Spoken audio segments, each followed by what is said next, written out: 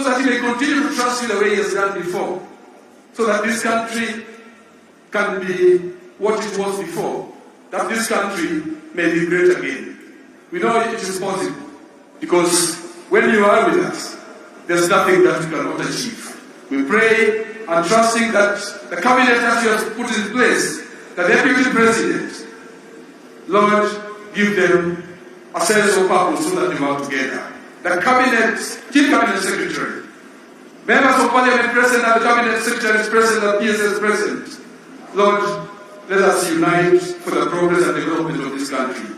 That within a short time, we may see your hand, we may see the glory that gets required, so that our children can prosper in a nation that is worth it. Lord, I know it's possible.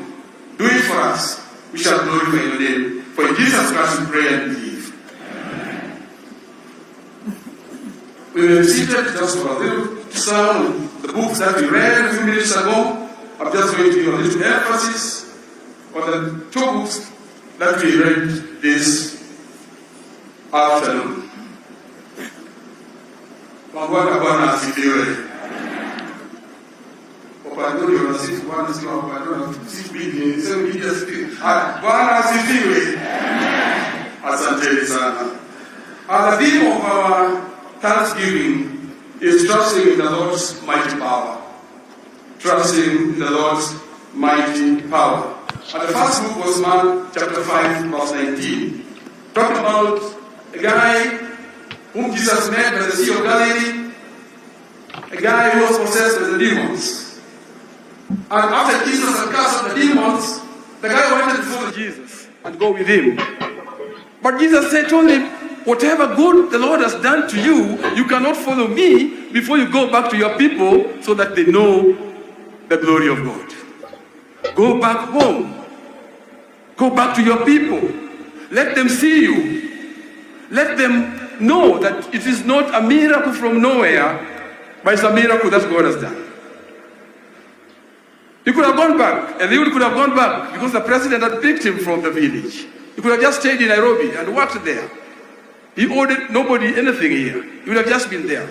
But he thought that because of God's power, because of it's the God that had done it for him, he thought it's good to come back and show the people at home in Rarieda, in this tiny village of Gangu, and in this church of Nomia, where he was born and brought up, that there's something that God has done for him. And that is the purpose for which we are here, trusting in the Lord's mighty power. Eliud, we beseech you not to let us down as a community. We did not choose you. We did not choose you at all. The president, in his own desire, in his own opinion with his team, decided that you become a cabinet secretary. And therefore, go out and serve. Go out and serve. Ladies and gentlemen, some people may not know Eliud's background. But I'm telling you, Eliud's father worked for this church, the church you are seeing today.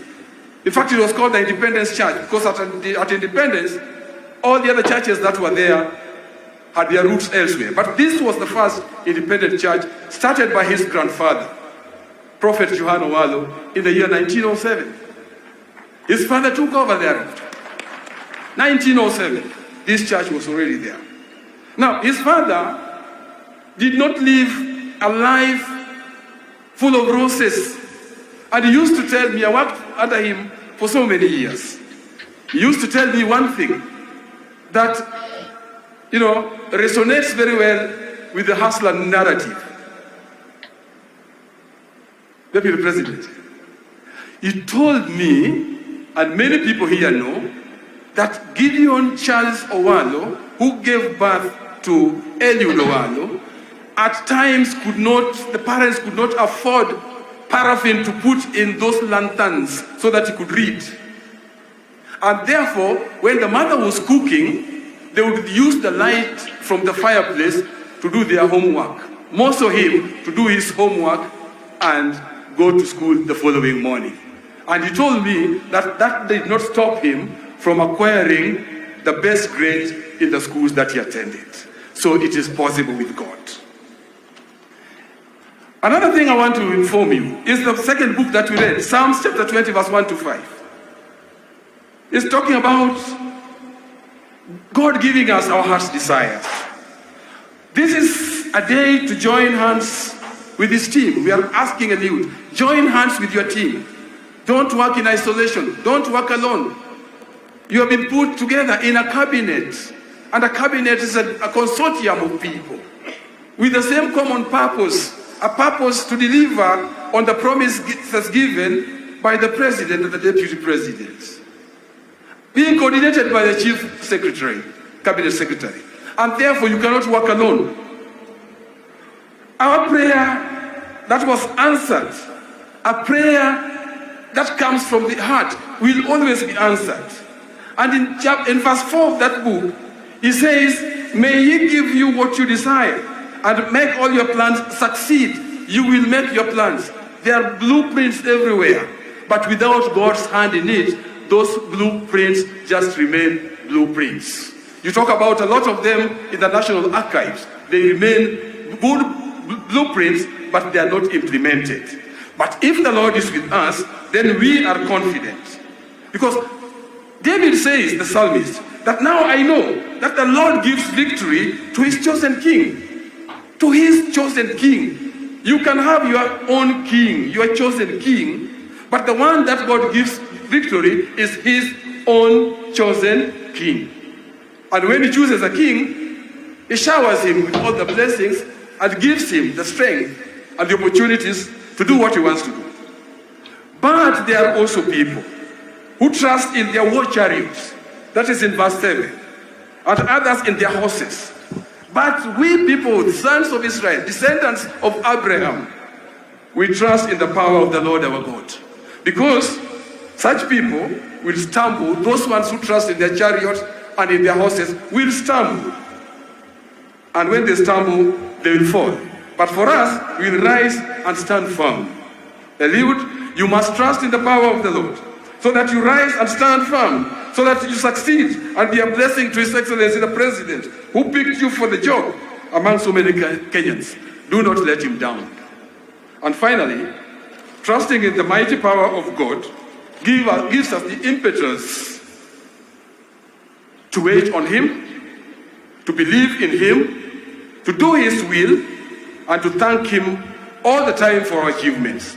Because our achievements mean nothing if God is not with us. If God does not put His hand in everything that we do, then our achievements are useless.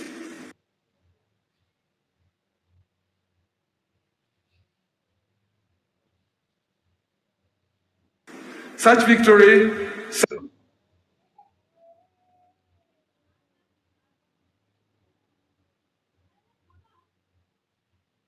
Most people wait until they see a calamity, then they start planning. Noah put up the ark. He brought in all the animals that God had instructed him to do. But the final thing that he did, that shows that he trusted in the power of the Lord. If you read that book of Genesis, chapter 7, verse 16, you find that at the end of it, Noah asked God to shut them in. In everything that you do, you ask God to shut you in. Because if God does not shut you in and you shut yourself in, that is when you find yourself in trouble. But when God shuts you in with this tremendous power, with this glory, then nothing can remove you from wherever He has kept you. Noah said, I can shut this door myself because I've built the ark. But let God come and shut us in. Madam President, we are very happy that in everything that you do, that in everything that you want to accomplish, that in every step that you make, you are always asking God to shut you in.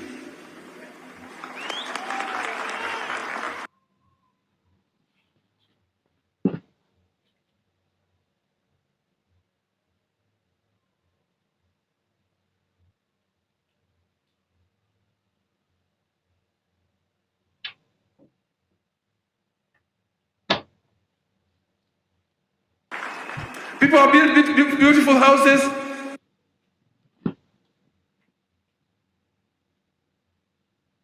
So in everything that we do, you ask God to do, shut you in. And when he shuts you in, you are safe. The last one that I have to say is that in the story of Moses, God had picked him just the way you have picked our own Eliud to go and deliver the children of Israel from captivity. And he knew it was God's chosen. But did he just run to Egypt? No. He argued with God. He reasoned with God. That Jehovah God, you are sending me to that difficult man, that strong man. How will he know that you are the one who has sent me? God, if you are not going with me, let me not start the journey. And God says, I will go with you. And God says, look, Moses, in your hand you have a rod. Put it down. And when Moses put it down, it turned into a snake. And God told him, this is what you are going to use. Pharaoh has his chariots, he has his horses, he has so many people around him, and so big armies. But take this rod. So God, when he wants to show his strength, he does not give you a big army. He gives you a very thin army, so that when you win the war, you know it is not because you are able, you have won the war because God gave you the strength. Moses did not start on his own, but he waited on God and went with him. Your Excellency, the President of the Republic of Kenya. On this day, the 14th of January 2023, as have been read before, I, Moses Teddy Ayomo Kechi, the Cardinal Archbishop of Nomia Church, on behalf of the Nomia Church faithfuls, can you just rise? The Nomia Church faithfuls, can you just rise? The Nomia Church faithfuls, can you just rise? The Nomia Church faithfuls and their leaders, wave to the President. Asanteni sana. Asanteni sana. I take this opportunity to present to you once again Eliud Owalo'S, the son of our late Archbishop Gideon Charles Owalo, a man who has been brought up in a prayerful family, in a family that believes in God, a family that trusts in the Almighty God and believes national duty comes before self-interest. Take him, send him, utilize his skills for the benefit of this country. May the Lord bless us all. Bless us, O Lord, mighty Father in heaven. Let us learn from Noah that we cannot enclose ourselves and be safe. That for our safety, we need your presence. Lord, we cannot choose ourselves, but when you choose us on a journey, always give us your spirit. Always go with us. Always show us something that when we manifest, people will know that you have sent us. We thank you for this day. And as the program takes over, Lord, bless us, give us kind words, for we pray and believe in the name of mighty Father and in the name of our Savior, Christ Jesus.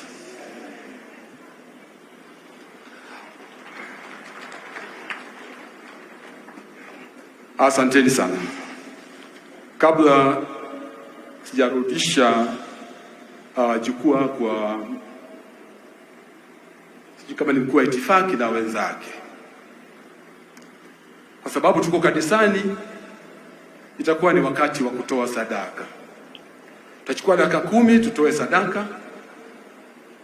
Wengine wakisikia wanatoa sadaka wanaanza kunungunika, lakini tuko na president ambaye anajua sadaka ni kitu cha muhimu. So it is time for the offertory, and for the offertory watu wanomia, nataka soda ile moto. Soda ile moto kabisa. So those people who have been selected to collect the offertories, we shall have somebody here in the front, and then the others can walk on the ends, and we do it within 15 minutes. We return the program back to the stage for continuity. Soda.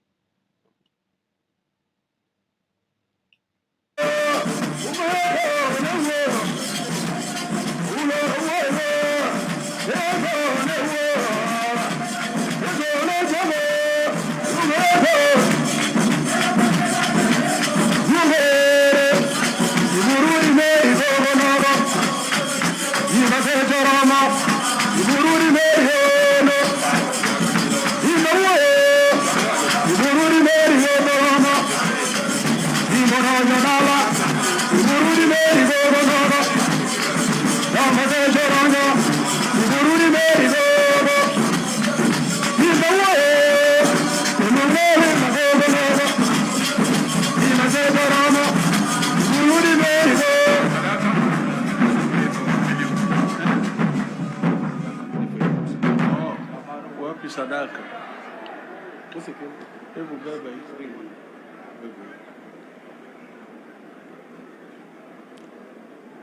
Ewe Mwenyezi Mungu Baba wetu, sadaka hii ambaye watumishi wako wametoa kwa ajili ya kanisa, basi bariki sadaka hii kwa jina lako takatifu, jina la Yesu Kristo Masihi aliye Bwana wetu.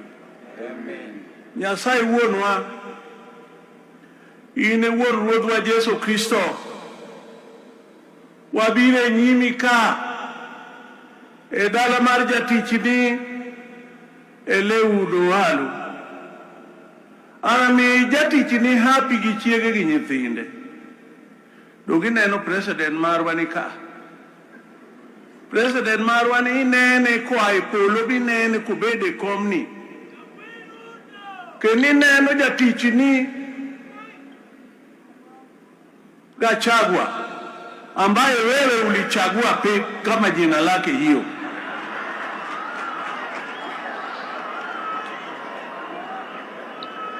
Ulichagua Gachagua kama jina lake hiyo.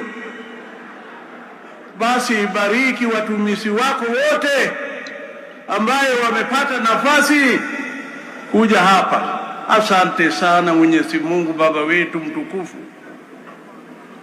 Wakati ambaye wakuu wa makanisa walijumika huko Sigoi, waliomba wewe na walisungumuza na wewe kama Mungu wao.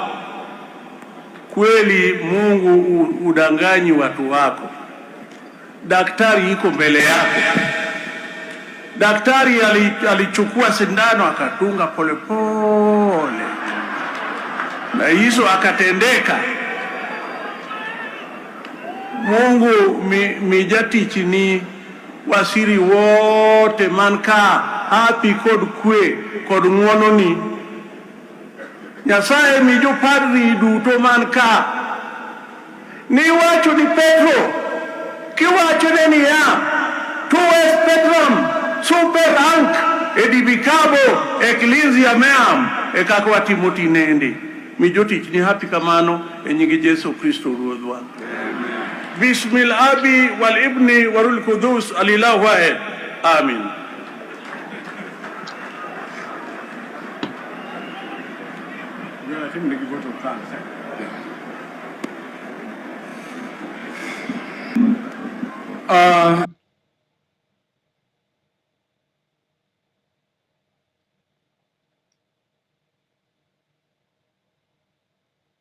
Your Excellency, the President of the Republic of Kenya, the Deputy President, Chief Cabinet Secretary,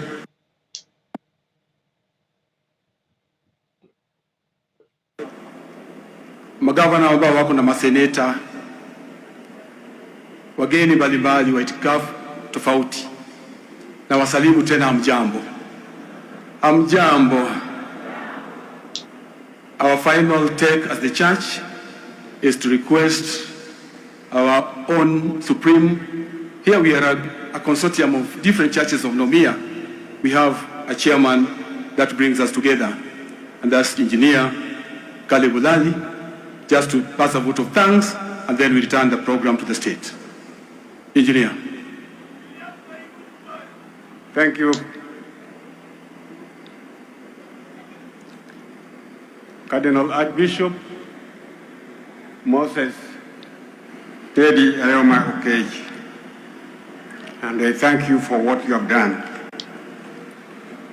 Before I thank everybody, I must appreciate the presence of the functions of Nomia who are here today. In the hall, in the congregation of Nomia Faith Churches, we have Nomia Church, which sets the original group. We have Church of Peace, whose head which Archbishop is Archbishop Michael Laol here. We have Nomia Church of Gospelers, whose Archbishop is Boniface Nyawalo, who is here. We have Nomia Lu Sabatu Church, that was the first one which broke out in 1958. Nomia Lu Sabatu Church, headed by Moses Olanya. We have Nomia Fuen Maler, which also broke down about early 60s, is headed by Jared Odolo. We have Nomia Fuen Sabatu. He was here, but he didn't, but the members are here, the Archbishop is not here. We have Sabbath Mission Church, Nomia Sabbath Mission Church. We have Nomia Luroho Church, headed by Gideon Odhiambo. Gideon? Yeah. We have Nomia Moar Roho Church. This one also is not here. But we have 10 more who are not with us, but many of them are concentrated in South Nyanza, making up almost the same number that we have here. Your Excellency, a religion was conceived in 1907. by Prophet Owalo'S. And this church was later named Owalo'S Mission, which was operating alongside foreign missions like CMS, Roman Catholic Mission, African Inland Mission, and others.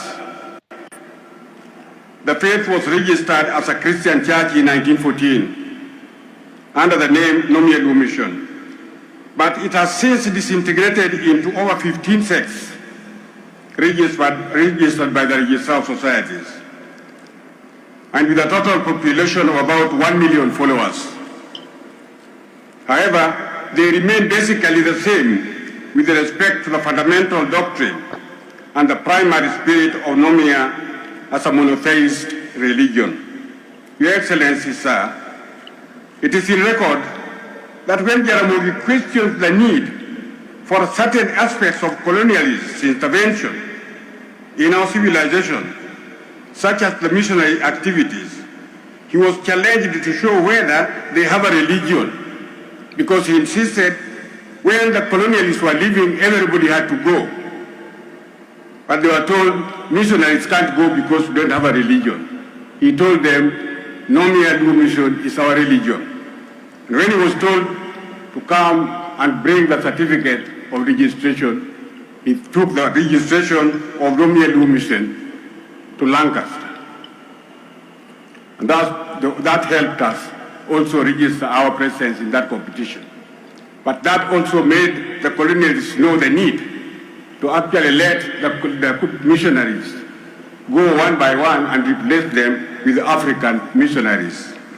But Nomia took an advantage because the missionaries that were coming in didn't want people to have more than one wife. But the Luos normally have more than one wife. So when Owalo'S saw this advantage, he actually plucked a number of people, and so many people left CMS and Catholic to join Nomia because of that. And many of us are still enjoy that advantage.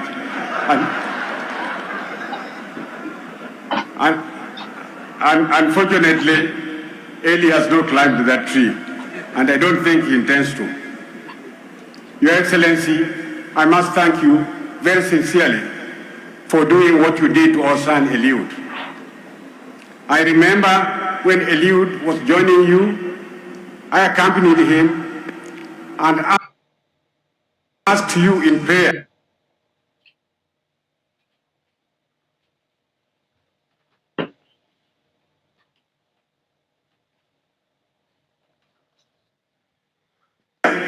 that sincerely.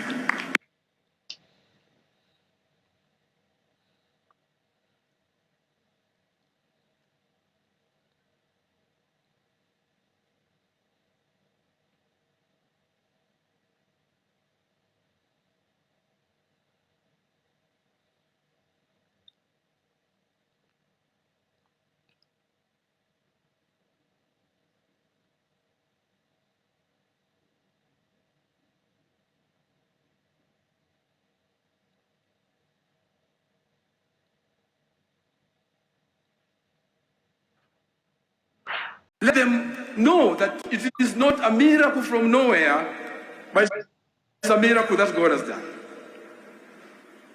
He could have gone back. Eliud could have gone back because the president had picked him from the village. He could have just stayed in Nairobi and worked there. He owed nobody anything here. He would have just been there. But he thought that because of God's power, because of it's the God that had done it for him, he thought it's good to come back and show the people at home in Rarieda, in this tiny village of Gangu, and in this church of Nomia, where he was born and brought up, that there's something that God has done for him. And that is the purpose for which we are here. Trusting in the Lord's mighty power. Eliud, we beseech you not to let us down as a community. We did not choose you. We did not choose you at all. The president in his own Kailija to Kapetro, all the way to Akado, Your Excellency, as we give you our son, we want to urge you, if you find it fit, that take him with the road, so that our road is also improved.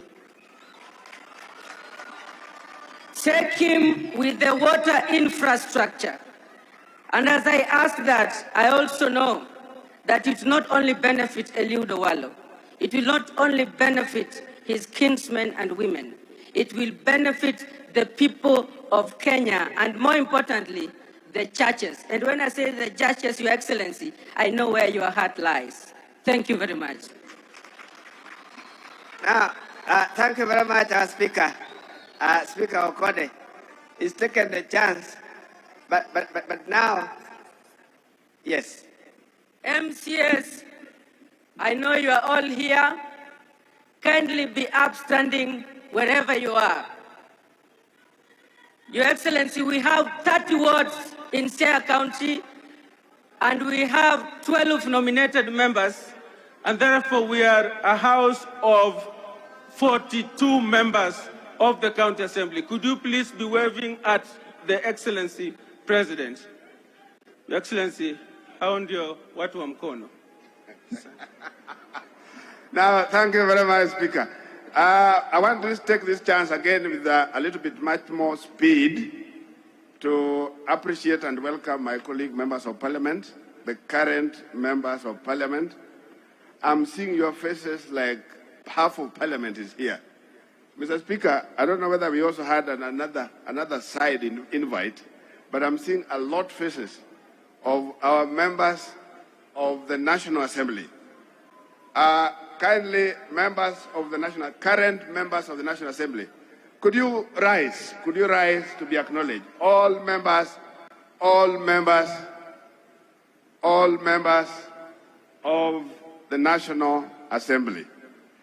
Asanteni sana, I'm seeing all of you. I don't want to mention your names one by one, but please feel very much appreciated all the way. I'm seeing Kiarie, karibu sana. I'm seeing Kisi Nyamira represented very well, asanteni sana. I'm seeing Musa Sirma on the other hand, asante sana. Nyamita, karibuni sana, asanteni sana. Plus this side, thank you very much, Shakir Shabir, Bur. Atandi Meli, I may want you to stand up again. Members of Parliament, just sit, but for purposes of the Siaya members, please, we are home. We are home for purposes of Siaya members. Can you rise again? Can you rise again? Members, Elisha representing Game constituency, Atandi Meli, Atandi representing Alego Songa constituency. I represent Bondo constituency. Christine Nombaka was in our midst here representing the women's side of Siaya Assembly. Now,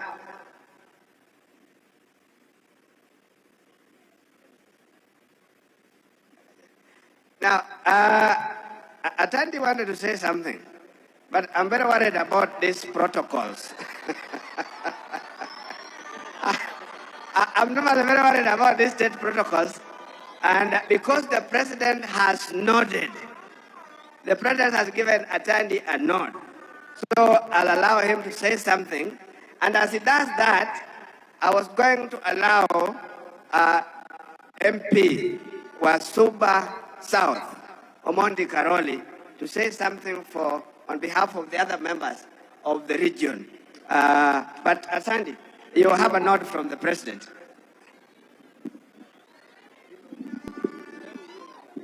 Thank you very much, Your Excellency, the President of the Republic of Kenya, Dr. William Ruto, Deputy President Rigathi Gachagua, the Speaker of the National Assembly, and my boss, Moses Masika Wetangula, Cabinet Ministers present, the Governor of Siaya, James Bob Agri Orengo, and all the governors present, Cabinet Secretaries present, led by our host, Eliud Owalo, members of Parliament, my colleagues, senators, and everybody else who is here. I'm Jamboni.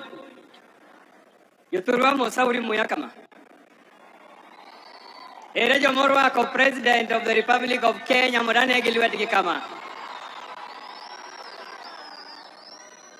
Your Excellency, we are here to celebrate the career and political fortunes of our brother Eliud.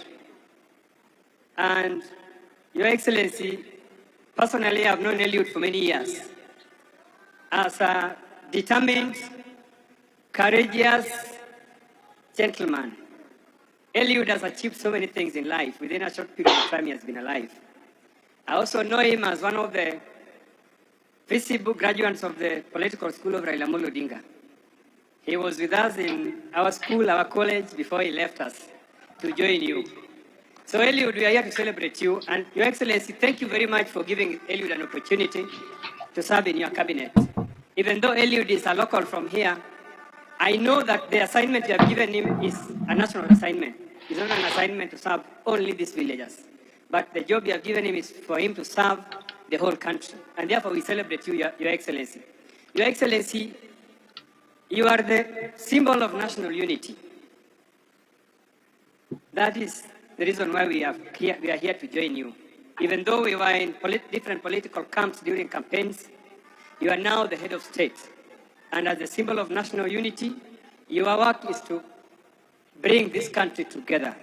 And when you are here as the head of state in our county, we have to be here to join you in this occasion. Therefore, we are here on behalf of our voters to join you, to help you as you even walk in the county. Earlier, we were in a meeting as leadership of CIA with the head of state, and we have been able to present to you some of the issues which we think are dear to us and to our people. And we want to thank you for the assurance that you are going to look at all those issues together with your team of government officers. Your Excellency, as I sit down, I want to say that your deputy has been teasing me since morning that I was one of your harshest critics during campaigns. And Your Excellency, this is true. And I want to confirm that Rigiji does not lie. It is true, I was one of your harshest critics during campaigns. And I normally say that maybe because I was one of your harshest critics is the reason you worked hard and now you're the president of the Republic of Kenya.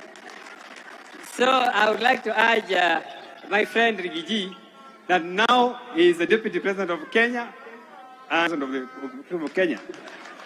So I would like to urge my friend Rigiji that now he is the Deputy President of Kenya, and we normally say that leadership positions are given by God.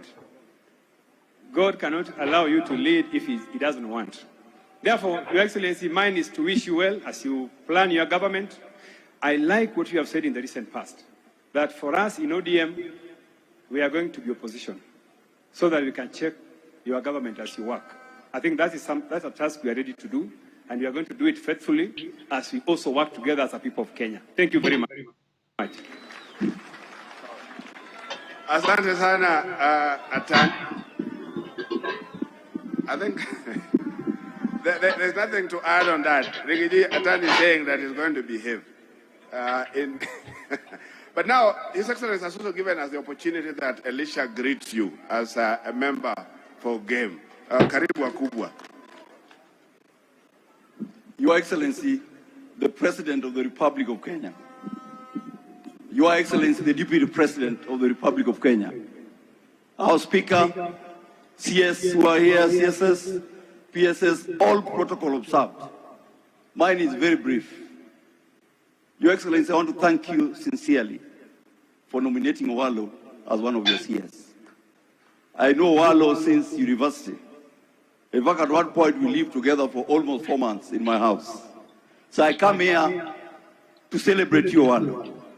And as the Bible says, what we are doing today, if you read the book of 1 Thessalonians 5, 16, 17, 18. 16 says, give thanks. And this is why we are here. To give thanks to God for having made you CS through His Excellency. Number 2, 17 says, rejoice. We are here to go and eat. So I hope there's enough food for all of us. 18, pray continually. And the church has bestowed that upon you. If you want anything to happen in your life, pray. And Your Excellency, I'm going to emulate what you did in Nanyuki. You know, in your meetings, those who came late, you did allow them to attend. So I know that even in Ikulu, those who drink 18 years, will not have no place, because Ikulu now will be for chai and Wandasi. So, Your Excellency, I'm going to emulate that in game. So when I go for meetings, my people must report at 7 so that the country can move to greater heights.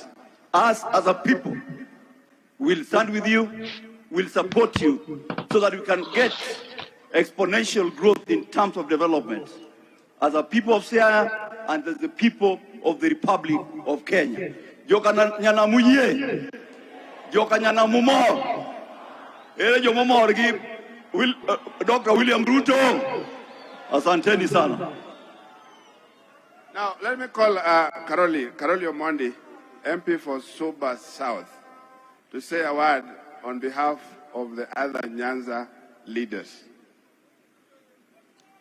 Thank you very much, Mheshimiwa Ochanda. Your Excellency, the President of the Republic of Kenya, Your Excellency, the Deputy President, the Prime Cabinet Secretary, the Right Honorable Speaker, Honorable Ministers, Honorable Members of Parliament, other officials of the government, ladies and gentlemen, good afternoon. Your Excellency, please allow me to speak a little in Luo, just for a few minutes, then I'll get back to English. I'll not be very long, I'll be a little brief. Yothurwa,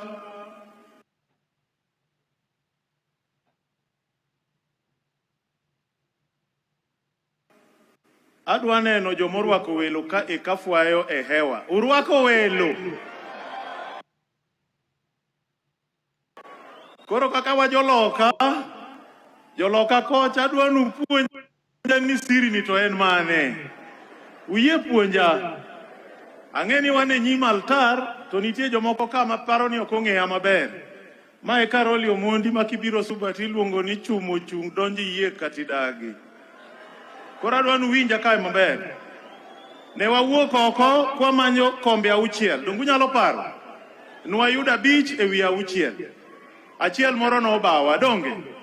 To kata kano obawa kamano, okonyiso ni chunywa winjore tur. Nyaka wati gi rieko mondo waneni watiyo ne jothurwa. Omiyo jogo manoyier manoyudo kombe nyaka uchak tiyo ne jopiny. Kendo ne kaka ukonyogi. To wambe nyaka wane nie karwa ka chumbi orumo, nitie kaka wanyalo dhi kuonde mamoko to wakalo chumbi tedogo e dala ka. Ung'e ni jogotgi king'e history mar jo Kenya gine joma nwawuotho go kwa malo Sudan. Dongu ng'eyo. Wane waluwo Uganda gine giluwo Ethiopia. Gini owetewa kung'e gima wacho. Omiyo ka marwa nokodonjo to margi odonjo, onge tiende mondo wakun ni ok wanyal kawo chumbi kuomgi. Uwinja. Emomiyo kanyocha kech ochako kaji ka an kaka Karoli nafwenyo nikech kai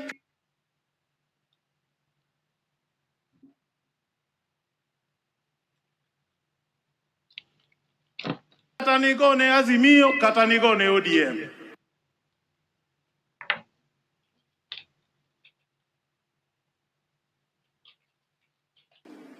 Your Excellency, your election marks a generational change, a shift from those born before independence to those born after independence. It therefore affords us a great opportunity as a nation to build on the deep foundations of our forefathers, but at the same time to deal with the challenges that still bedevil us, one of which is the chronic underdevelopment of our people. I hope and I trust that if we work together, we will be able to create great economic transformation that can help our people get into middle-class economy like those that were with us at independence across the world. I also hope we can consolidate our democracy and strengthen our governance structure on constitutionalism and the rule of law so that our country can prosper. On those two issues, I assure you, as the leadership of this part of the world, we are ready to work with you. We are ready to join hands to bring development to our people. We are also ready to hold your government to account.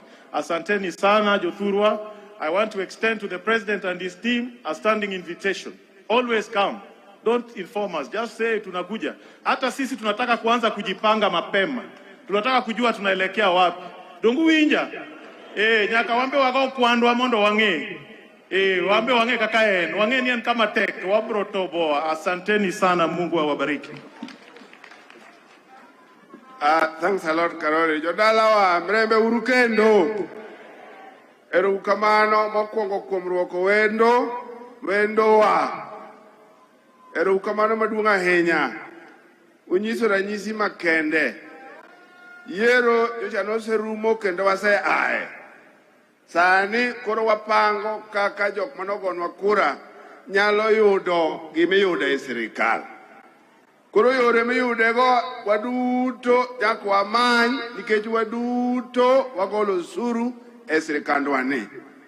Omiyo adwa kawo thuoloni mar mondo mi akwa oganda waduto. Oganda waduto adwa kwayo weche mang'eny wawerego. Weche mang'eny wawerego. Yiero nyoserumo. Yiero gibende nitiere kinde ka kinde. Jomoko wae moro ng'ato ka donjo gi yiende mbewa to kodonjo osetimo ang'owa osedonjo.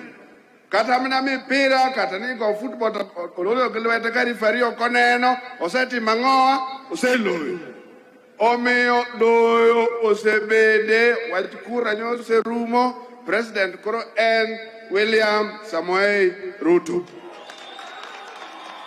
Wakauru kinde wamiye thuolo mondo ti kodwa wabende wati kode. Mane momiyo kana awacho mokwongo na awacho ni samwa goro map ma Kenya ma president en achiel. Mapno ok wadwar nong'ado ni Siaya ni oko, ok onego bed nong'ado ni Bondo ni oko, ok onego bed nong'ado ni Rarieda ni oko. Wadwar ni wadhi kamoro achiel kaka jopiny. An gadiera ni kata jakomwa. An gadiera ni kata jakomwa kama wachope sani ong'eyo kendo sekon oyo ne wadhi e court. Ne ok ber ne wadhi e court to court nosetieko. Omiyo koro court constitutionally nosemiyo ang'owa president. Mane kaka koro ka gik moko gin. Wawuothuru kwachomo kanyo. Your Excellency, I want to thank you very much. There's a lot we share with Eliud Owalo as a person. Partly, we have served at very close capacities with Jacom. Sometimes we call him Tinga or Aguamo. We are very close friends. We still want to work very closely with him, in as much as we also want to work closely with you. I want to thank you that Eliud got into working with Raila when, at the same capacity almost. I'd also worked as a personal assistant of Raila, a researcher, a script writer, and all this. I've done it, and I know the capacity of Raila. Please, let's allow him to be part of this republic. Let's give him his space that we recognize, and we move on as we recognize your leadership. So I think this is what I want to say at this moment. I didn't bring up the governors, both the current and the former, because I want that to be done by our governor for Siaya. So allow me to welcome our governor for Siaya, James Agre Orengo. Karibu, Governor.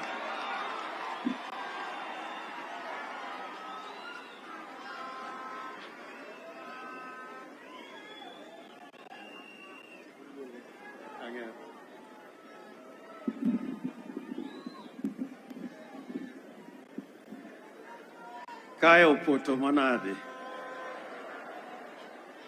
Your Excellency, the President of the Republic of Kenya, Dr. William Ruto, Your Excellency, the Deputy President of the Republic of Kenya, Honorable Rigathi Gachagua, Your Excellency, and he deserves that position because he's been a Vice President, the Prime Cabinet Secretary, Honorable Mudavadi, the Speaker of the National Assembly, Moses Wetangula, all the Cabinet Secretaries who are here, my brothers, the governors who are here, Governor Otuoma, Governor Kangata, I'm told is here, and the senators who are here, and the former governors and senators. I With your permission, Your Excellency, before I say anything, and in consultations that we have had, give me a chance or allow me to invite Senator Mandago. He's a former governor. He has served those twin positions. He has been a regular visitor here. And then I'll call upon the other two governors. And then we proceed.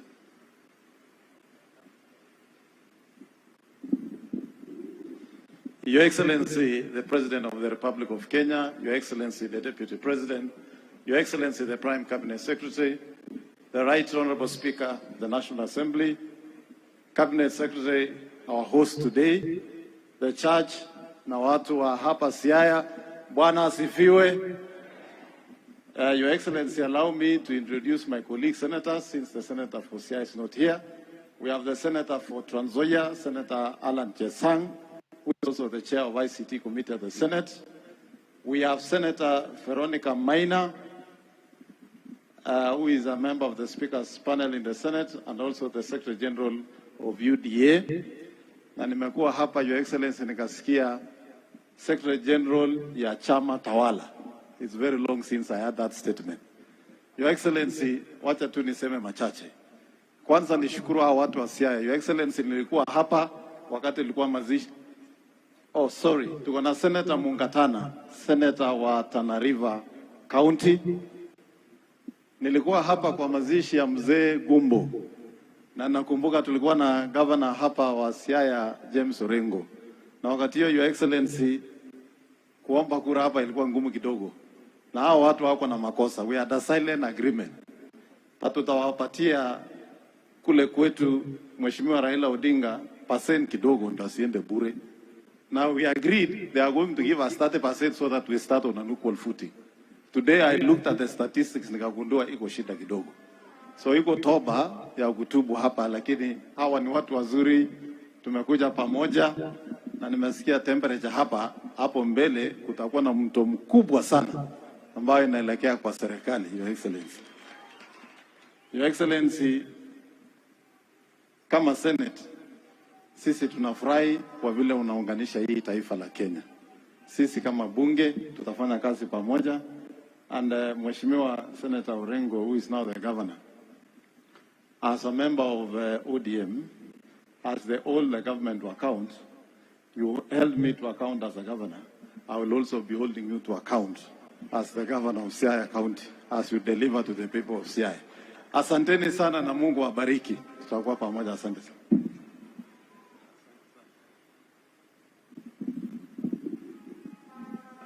In our midst, there is a gentleman I normally call my senator, and is now the Senate Majority Leader, Aaron Cheriot. Could you come and say a few words?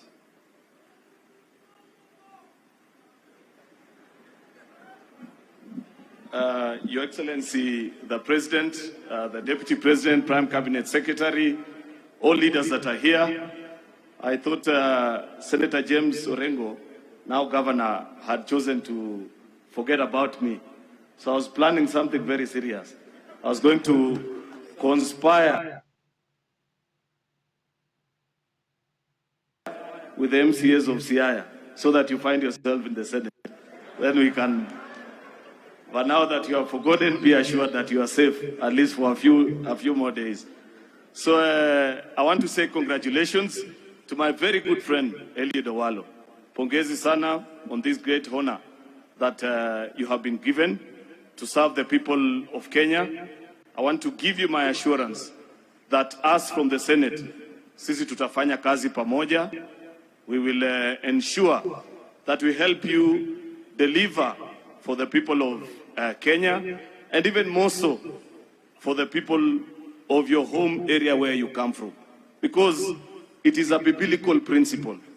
If you read the Bible, for those of us that are Christians, it says that as you share the good news, you begin from Judea to Samaria to the rest of the world. Sasa wewe Owalo, wakati unapanga mambo ya serikali na ofisi, mimi najua wewe ni waziri wa Kenya. lakini chochote ambayo unapanga, panga pia kitu ya hii kijiji ambayo inaitwa Dango, alafu Bondo, Siaya and to the rest of Kenya. Usisahau hawa wananchi wa hapa nyumbani. It's extremely important because that is why they have come to celebrate you. And one final thing, Your Excellency, in following up, sababu mimi naona wananchi wamekuja kutukaribisha hapa. Najua tumetembea na wewe kutoka Homa Bay jana hapa. Mimi nilikuwa nakuja nikichungulia sababu sikuwa najua vile kutakuwa kwa hii safari. Sasa vile jana tulikaribishwa na leo vile tumekaribishwa, mimi nataka kuambia Jothurwa, anything that comes to the Senate, a bill, a motion, so long as inahusu Kenya, kama hakuna kitu ya Siaya hapo ndani, mimi siwezi pitisha. Nitahakikisha mambo iko ndani kabisa. So nyinyi msikae mkifikiria ati mtakuwa nje ya Kenya. Nyinyi, you are part and parcel of us. We will work with you na tutahakikisha that in your dream, Your Excellency, of making Kenya one nation, one people, governed by one dream, becomes a reality. I give you my assurance. Just a final thing ambaye, najua rafiki yangu Sudi yako hapa. Na for a long time, I've been trying to get him to have a church ambaye atafanya ikuwe home church yake. Sasa leo amepata kanisa hii Nomia. Wakati ile sababu ilipeanwa kwamba watu walitoka Catholic because they wanted to be 2-star general and 3-star general. Unajua Sudi is a 3-star general. Hasa yeye amesema anaenda kufungua Nomia Church Kapseret Division. So tutachangia kanisa ifunguliwe. Asanteni na Mungu awabariki.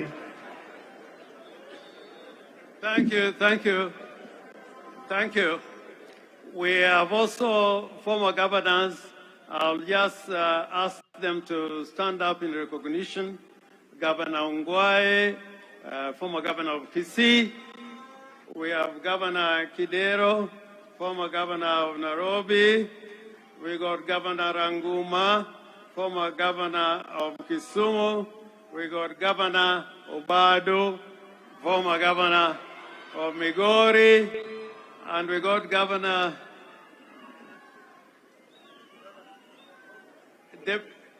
Deputy Governor. Oh, yeah, thank you so much. Now it is my pleasure to call upon my brother or son, Governor Kangata from Murang'a.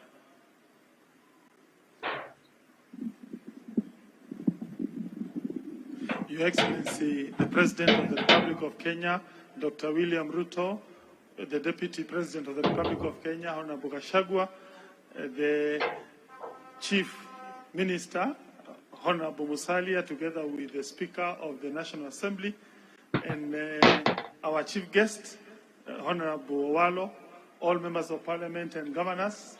Your Excellency, you have attended and convened many meetings since you became the President of this country, but this is one of your most important meetings you have ever held in the Republic of Kenya. Your Excellency, the blood that runs in me as a Kikuyu is the same blood that runs in a Luo. The people of Luo Nyanza deserve development in the same manner the people of Central Kenya deserve development. Central Kenya and Rift Valley will never develop until Nyanza also develop. Rift Valley will never develop if Luo Nyanza is not developing.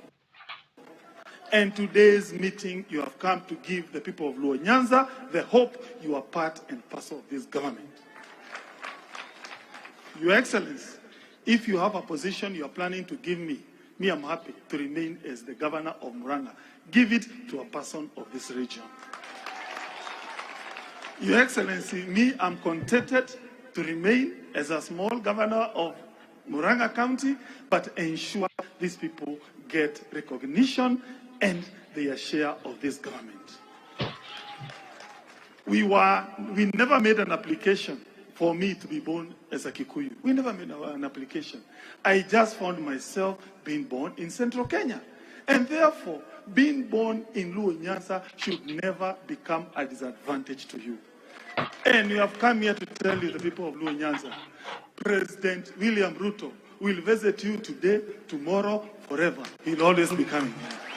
Because we believe in a united country. We believe that Kenya is one, and we as UDA, we shall ensure and fight to make Kenya remain one united country. Your Excellency, you are doing a very good job in coming up with very good policies that are going to unify this country. But you will do a better job when you make Kenya a more united country.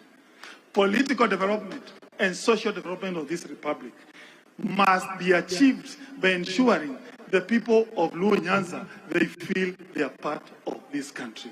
And I'm happy to help you in that endeavor.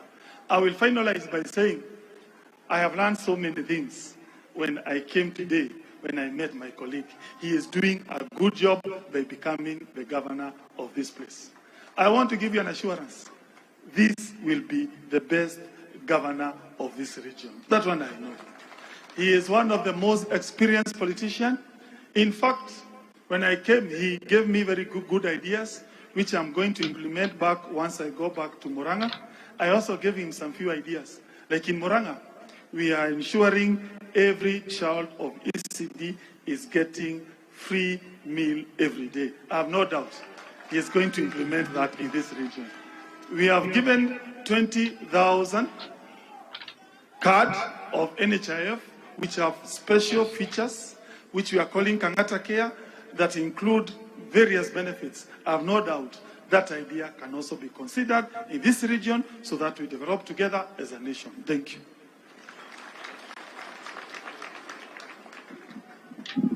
I also forgot to mention that Senator Mwaura, I don't know whether he was introduced, we worked with you in the Senate. Welcome, Senator Mwaura.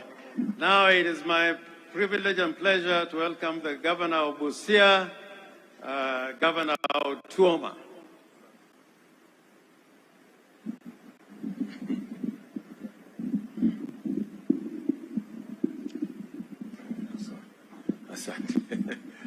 Your Excellency, the President William Samoei Ruto, the Deputy President, our Chief Minister and Speaker, all protocols observed. Allow me also to join those who have congregated here today to celebrate our brother Owalo. Owalo, I'm not here by mistake.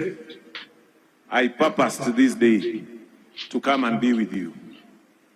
And Owalo, as we are here, I want to echo the words of one Kenyan.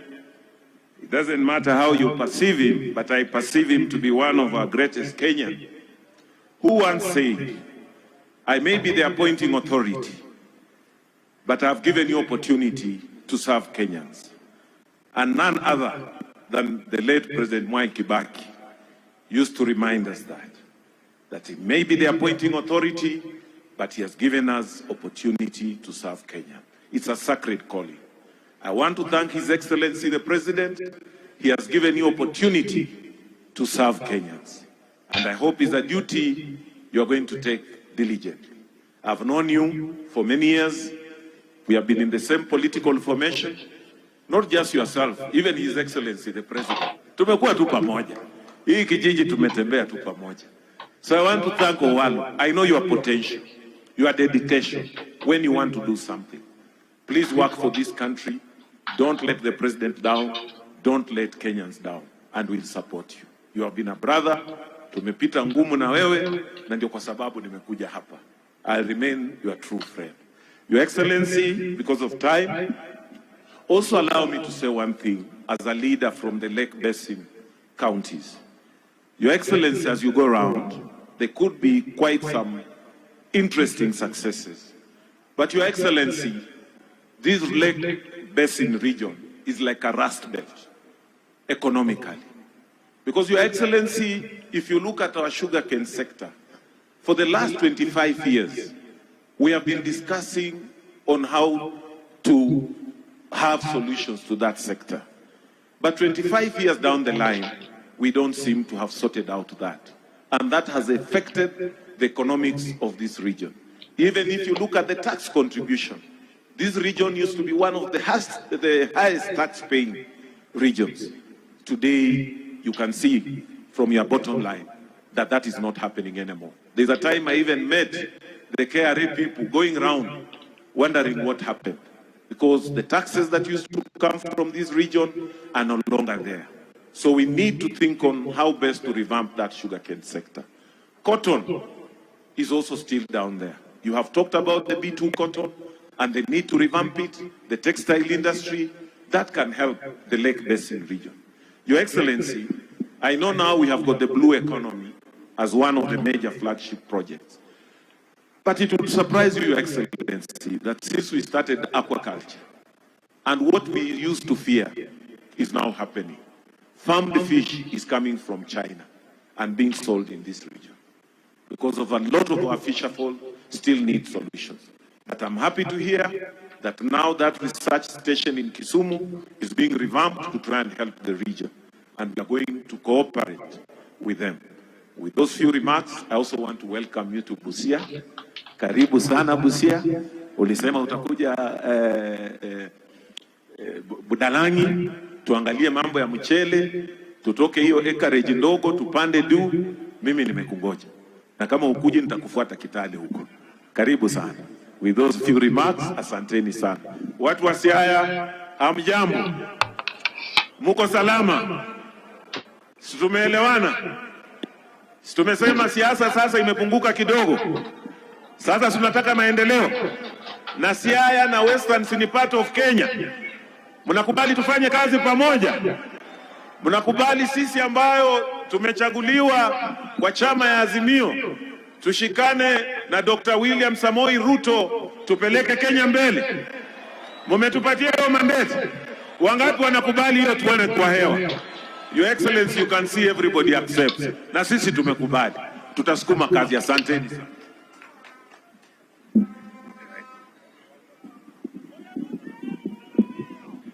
Your Excellency, I would now want to make a few remarks. And first is to welcome you to Siaya.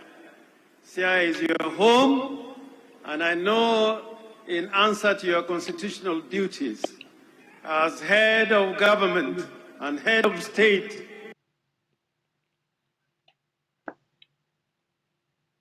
profusely for appointing Eliud Owalo'S as a cabinet secretary. I know him. I can vouch for him as a worker, as a scholar, as a writer, and as a thinker, and as a strategist. And I know Asembo and Siaya are better with Owalo'S in the cabinet of William Samoei Ruto. And I hope in the fullness of time, you are going to be able to appoint other people from this region to escort Owalo'S. You know, Deputy President was parading some people from this region, but like Oliver Twist, we still want some more. And we know we are going to get some more. But Owalo'S, I can assure you, as you serve in the national government, because the standard has been set that the national government and the county government should work together seamlessly for the benefit of the citizens of Kenya. I know that today we are coming not because the head of state is in an official visit to Siaya. This visit was primarily to celebrate the appointment of Eliud Owalo'S. So I asked the president this morning, earlier, that please come to Siaya again so that you can tour the whole of Siaya from one end to the other. Joturo uye no president kano duogo Siaya kai jade moye. And the reason why I know that will help us today, just this morning, we put a little request to the president. We are trying to encourage people from this part of Kenya to be farmers. We want to be food secure. The county government has provided tractors, and we are going to provide subsidized fertilizer.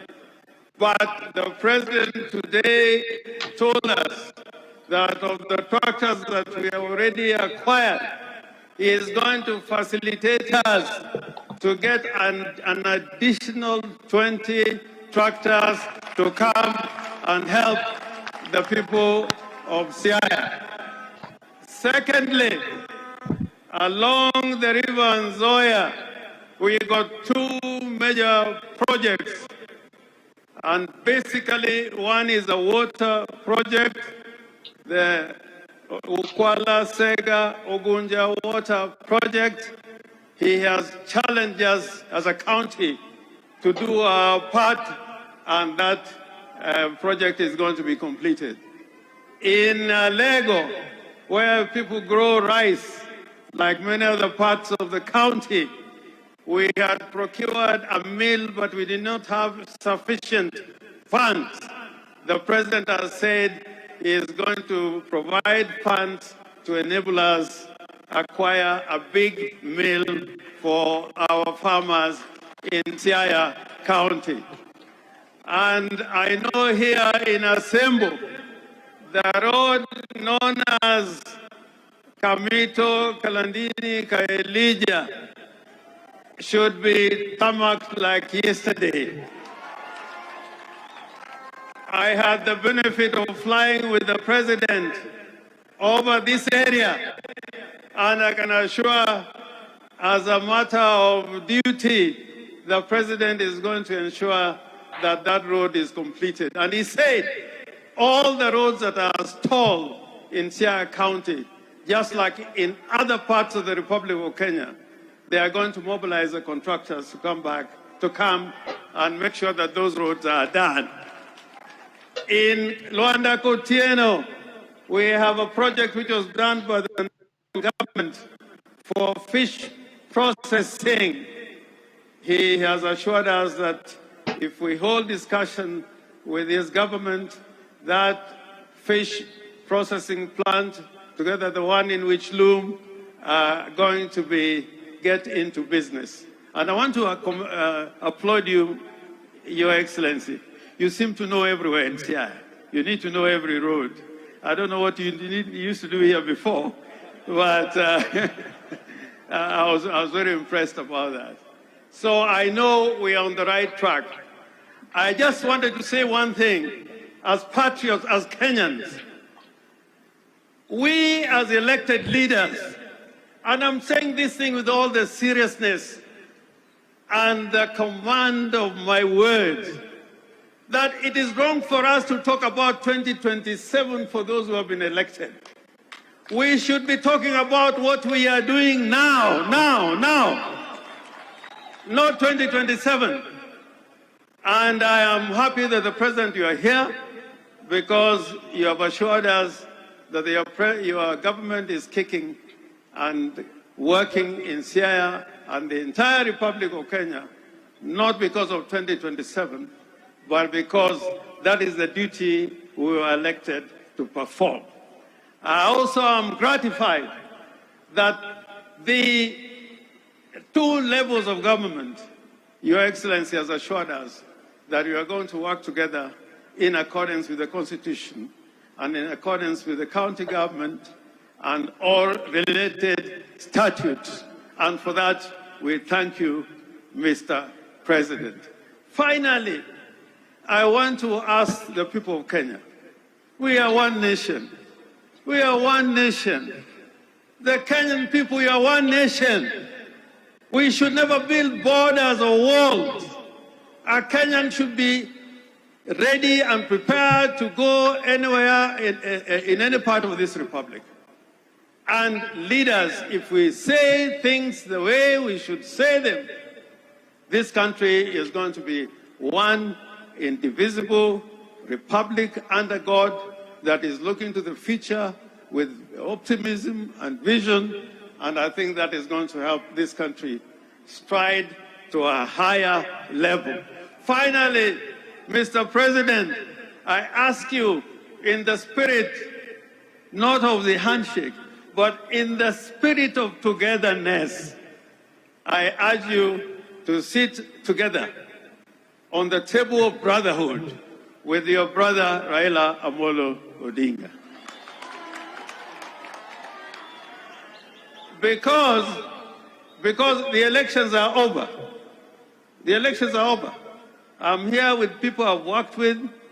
I see Governor Mutua Weta, who is very eloquent, and we have been to many places with him. We have worked with Mudavadi, His Excellency. Even your Deputy President, I've worked with him.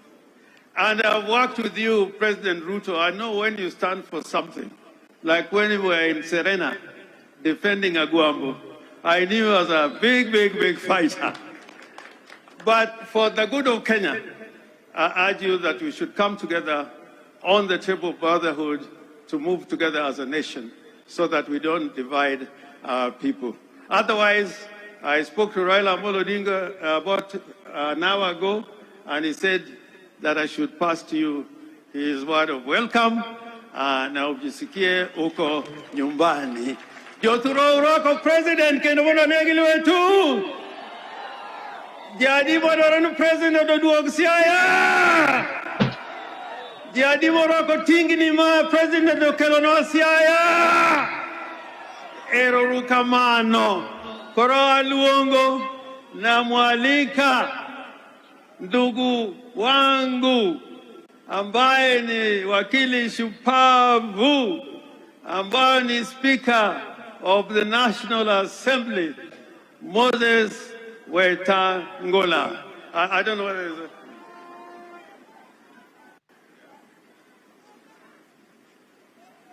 Oh, okay. Okay, I'm sorry. There's a little hitch there. I'm told that the CS in charge of health will now come, East African community, to come and introduce the rest of the members of the cabinet.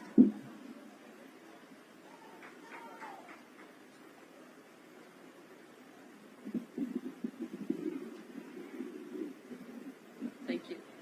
Your Excellency, the President of the Republic of Kenya, Excellency Deputy President, Prime Cabinet Secretary, and I will ride on all other protocols, and the great people of Siaya, good afternoon. Before I introduce the Cabinet Secretaries, I invite PS Dr. Raymond Omolo to introduce the Principal Secretaries. Karibu.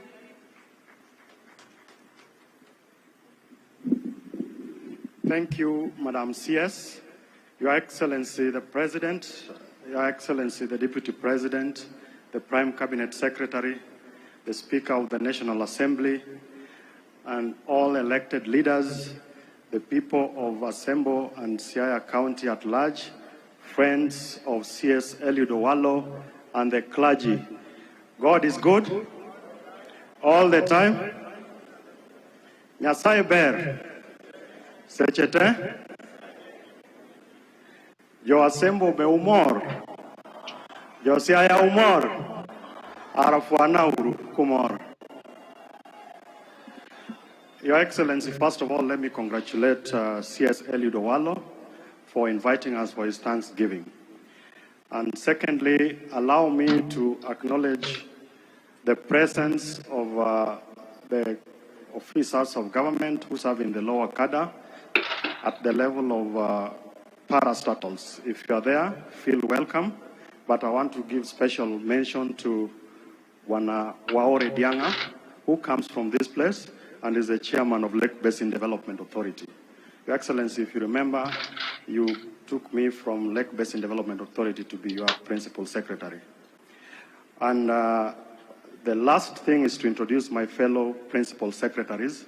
And I would ask that you stand up as I call your name so that the people of Asembo and Siaya at large would take note. I have Professor Edward Kisiangani, who is a PS in charge of broadcasting, working within the Ministry of CS Owalo. Then there is Engineer John Tanui, the PS for ICT. Thank you. We have Susan Mangeni, the CS in charge of the Hustler Fund. We have PS Terekia Mbaika, who is in charge of devolution in the office of the Prime Cabinet Secretary. We have PS Joseph Motari, who is in charge of social protection. We have James Muhati, PS in charge of planning. We have Engineer Peter Tum, who is PS in charge of medical services. We have PS Joel Aromayang, in charge of public works. We have PS John Mweke, in charge of sports. Alfred Kombudo, who comes from Kisumu County, the PS in charge of trade. Thank you, welcome, PS. Then we have PS Charles Hinga, in charge of housing, and finally PS Beatrice Inyangala, in charge of higher education.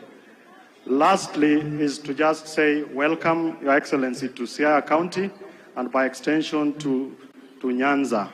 We were in Homa Bay yesterday, we went to Kisumu, and today we are in Siaya. We want to sincerely welcome you and thank all the visitors for coming to Siaya to celebrate with our brother Eliud Owalo. Thank you.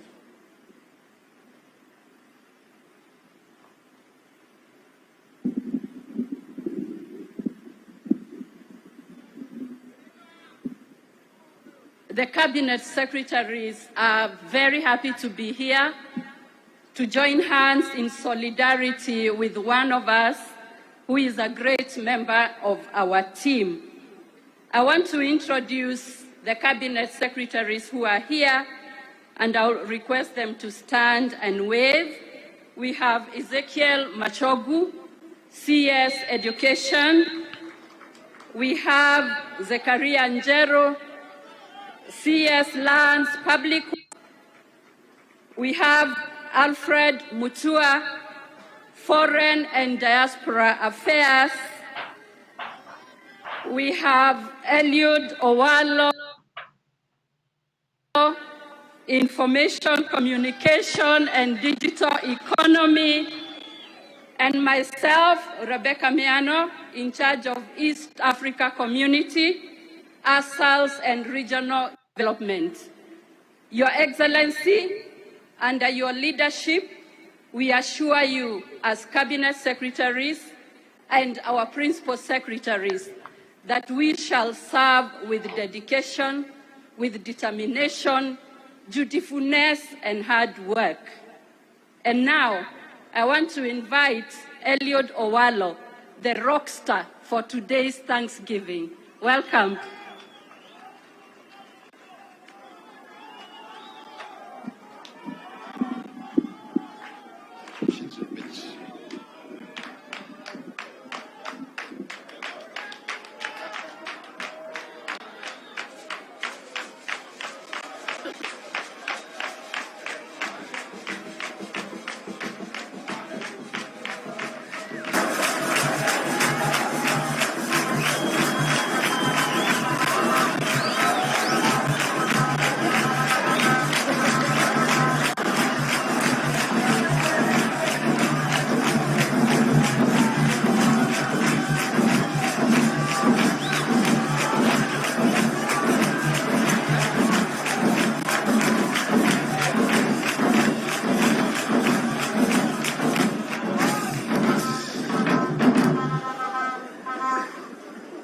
Your Excellency, President of the Republic of Kenya, William Samoei Ruto, Deputy President Rigathi Gachagua, Prime Cabinet Secretary Musalia Mudavadi, Speaker of the National Assembly Moses Masika Wetangula, my Cabinet colleagues present, Governors present, Senators present, Members of Parliament, ladies and gentlemen, the Church, all protocols observed, good afternoon.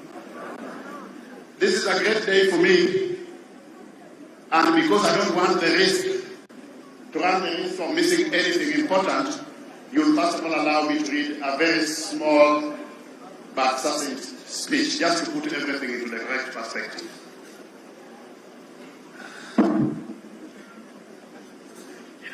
Excellency, Dr. William Ruto, President and Commander-in-Chief of the Defense Forces of the Republic of Kenya,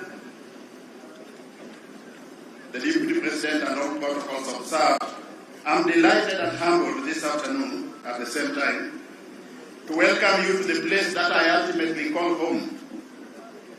In the Luo culture, Your Excellency, with the Luo people, our home is a very special place. It is very different from other places where we live away from Luo land. We call those places houses, no matter how elaborate, comfortable, modern or eloquent they may be. Your Excellency the President, distinguished guests, ladies and gentlemen, welcome to my home in Gangu village in West Asengo, Siaya County. This occasion, Your Excellency, is both very special and most humbling for me and my family. We are gathered here to pay homage to God for the special mission that has been assigned to the Secretary for Information, Communication and Digital Economy. It is a mission, Your Excellency, that without fear of contradiction, I have accepted and set out to serve with great humility. As a family, we have invited you to tarry with us in thanksgiving to God and to all who have made this possible, with His Excellency the President at the forefront.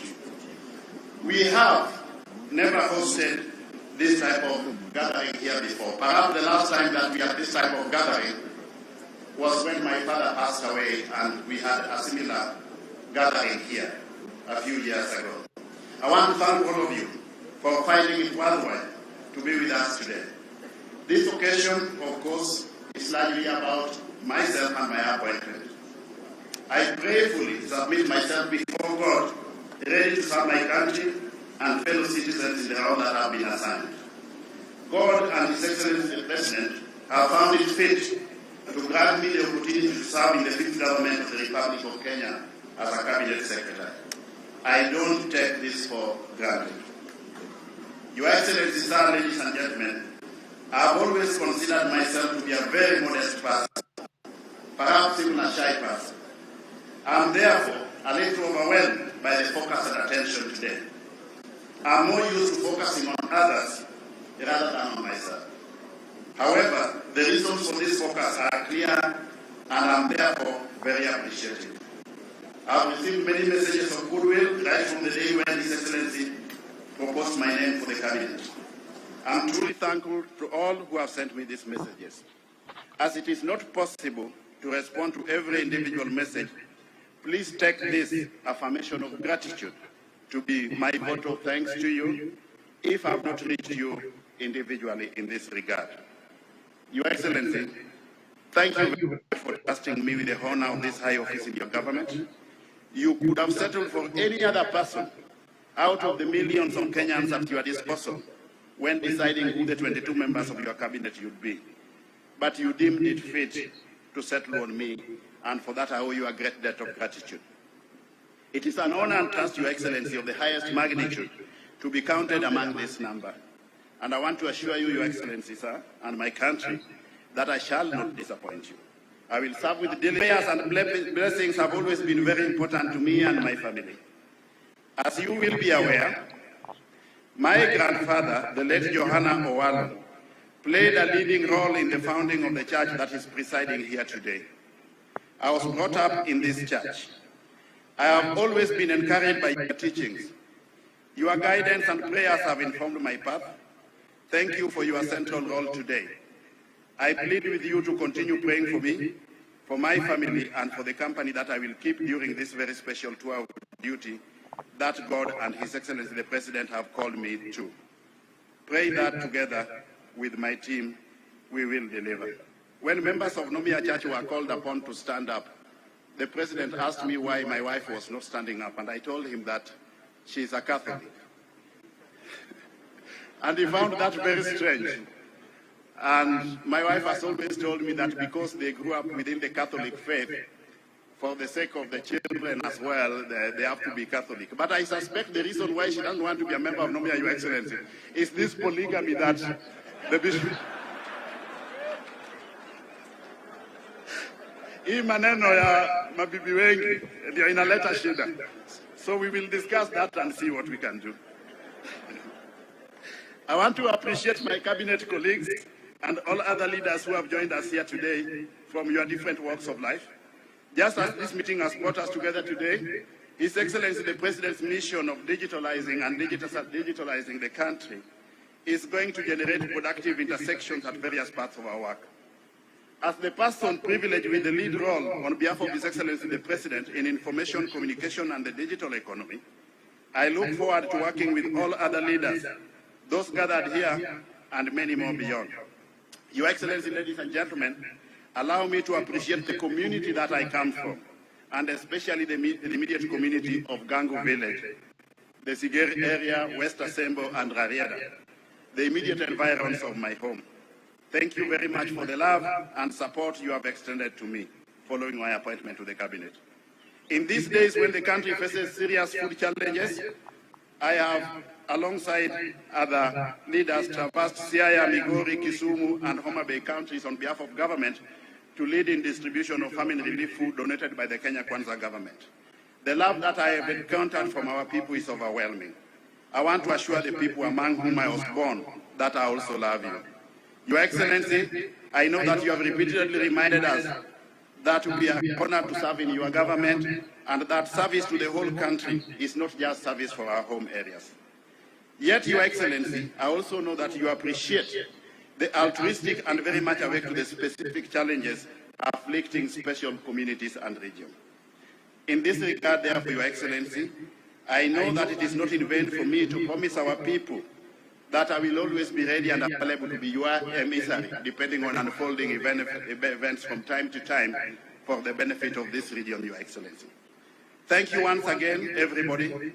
Thanks to all those who have contributed to the planning and success of this occasion. And at this point, may I just call upon the organizing committee to stand up from wherever you are and wave.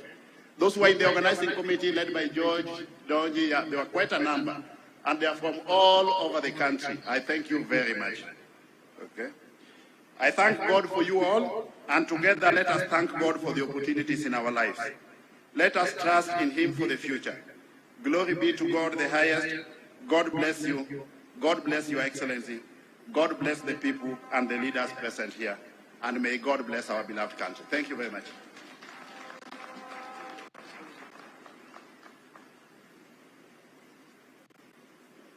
May I mention, for purposes of clarity, the country, so he was not able to join us today, but very much with us in spirit.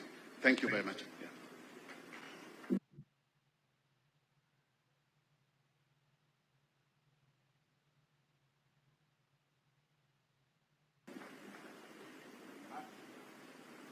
May I now take this distinguished honor and privilege to invite the Speaker of the National Assembly, Honorable Moses Masika Wetangula.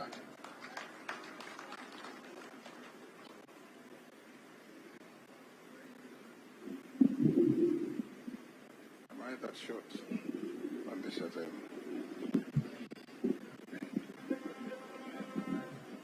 Your Excellency, the President of the Republic. Let me give me 1 minute to introduce my family, please. Come over. Yeah. Please come over.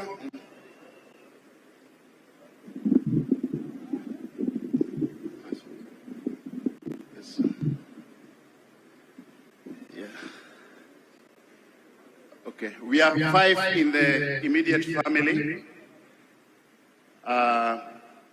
Madam, her name is Jacqueline Muga Owalo. She's the mother of my children. The eldest daughter in the family is called Michelle Atieno Owalo. And then the second one is Michelle Atieno Owalo. Yvonne Atieno Owalo. And then the last one, as at now, last one as at now is called Paul Onyango Owalo. To them all also still, I owe them a great debt of gratitude for creating the enabling environment for me to pursue my goals and ambitions. Thank you very much. May I now go back and invite Speaker Moses Wetangula to come? My apologies for that, Speaker.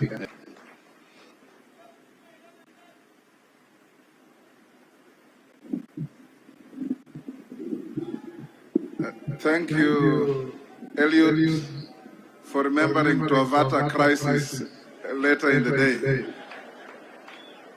Your Excellency, President William Samoei Ruto, Deputy President, Chief Cabinet Secretary, Cabinet Secretaries, Governors present, Honorable Members of Parliament, the clergy, na waheshimiwa wananchi. We're here today to pay homage and cheer my good friend Eliud Owalo. I've worked with Eliud Owalo for many years, probably about 20 years. What has been said about him is true. He's hardworking, he's brilliant, he's honest, keeps his word, and above all, he's a go-getter. In fact, he's a man of great faith. And it is the faith you have, Eliud, that has brought you this far. When there was a choice to make for short-term convenience in politics and long-term interest in politics, you chose long-term interest in politics.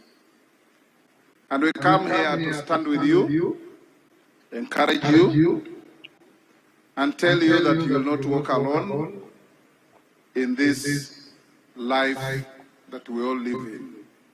So being here today is a day for you to stand above everybody else and thank His Excellency for looking around the 50 million Kenyans and giving you an opportunity to serve the people of Kenya. An opportunity that I have no doubt you will discharge with absolute distinction, because I know that's how you work. People of Siaya, led by my brother and friend James Orengo, whom we worked with for a very long time. We are here to say that we are one indivisible, happy family called Kenya. And this big, happy family called Kenya should never allow anybody to create fault lines, define irrelevant boundaries between us, or define Kenyans on the lines that don't keep us together. And I want to salute our president, because since you went into office, you've been everywhere, telling Kenyans that whether they voted for you or not, you are the president of the Republic of Kenya and will serve each and everyone without any fear, favor, or prejudice. And that's what a president must be, should be, and will be. So we join you in celebrating the success of your minister. I also want to confirm that the area MP of this constituency is out of the country on my permission with a delegation from Parliament. He called me and told me to convey his gratitude to you, Your Excellency, for picking Eliud Owalo from his constituency. Lastly, nataka kuwaomba ndugu zetu wa Kenya, siasa ilikwisha, iko nyuma yetu. Sasa ni kuungana na kushikana mikono. Tutembee pamoja kutoka Vanga mpaka Turkana, kutoka Lamu mpaka Malaba. Kila Mkenya awe na nafasi ya kujivunia kwa Mkenya. Kila Mkenya awe na nafasi ya kujiona ya kwamba hii serikali ni yetu sisi zote. And I like what Orengo has said. You know, Orengo has always been a very vibrant politician, sometimes more active when he's opposing than when he's supporting. But today, you've spoken and touched my heart. That where we are, and where you are, and where we shall all be, is to know that we have no spare country. There's only one Kenya, and we salute the outcome of the last elections because Kenyans were sitting on tenterhooks. Are we going to fight again? No. Are we going to quarrel again? No. Are we going to raise irrelevant, trivial arguments? No. We shall remain one. And you, Mr. President, Shakespeare said, an ease is the head that wears the crown. The crown is on your head. Even if you become uneasy, carry the duty of uniting Kenyans. Thank you so much. Ndugu zangu, nyinyi watu wa Siaya, mumeoa mtoto yangu msichana, kwa hivyo nyinyi ni nyawana, na sasa nikimaliza hapa nataka ile mahali libaki mlipeleke mahali nikule vizuri, na nijue kwamba hii urafiki yetu itadumu forever. Ochanda, thank you. I was in London 2 weeks ago with you, and you talked like a statesman. And keep that mood, and induct everybody else. Now, it's my humble duty to invite my brother, Musalia Mudavadi, Chief Cabinet Secretary, anaitwa ma-DVD, akuje naye pia awasalimie, and he prays on Eliud Owalo because he's the bridal character of the day. Thank you.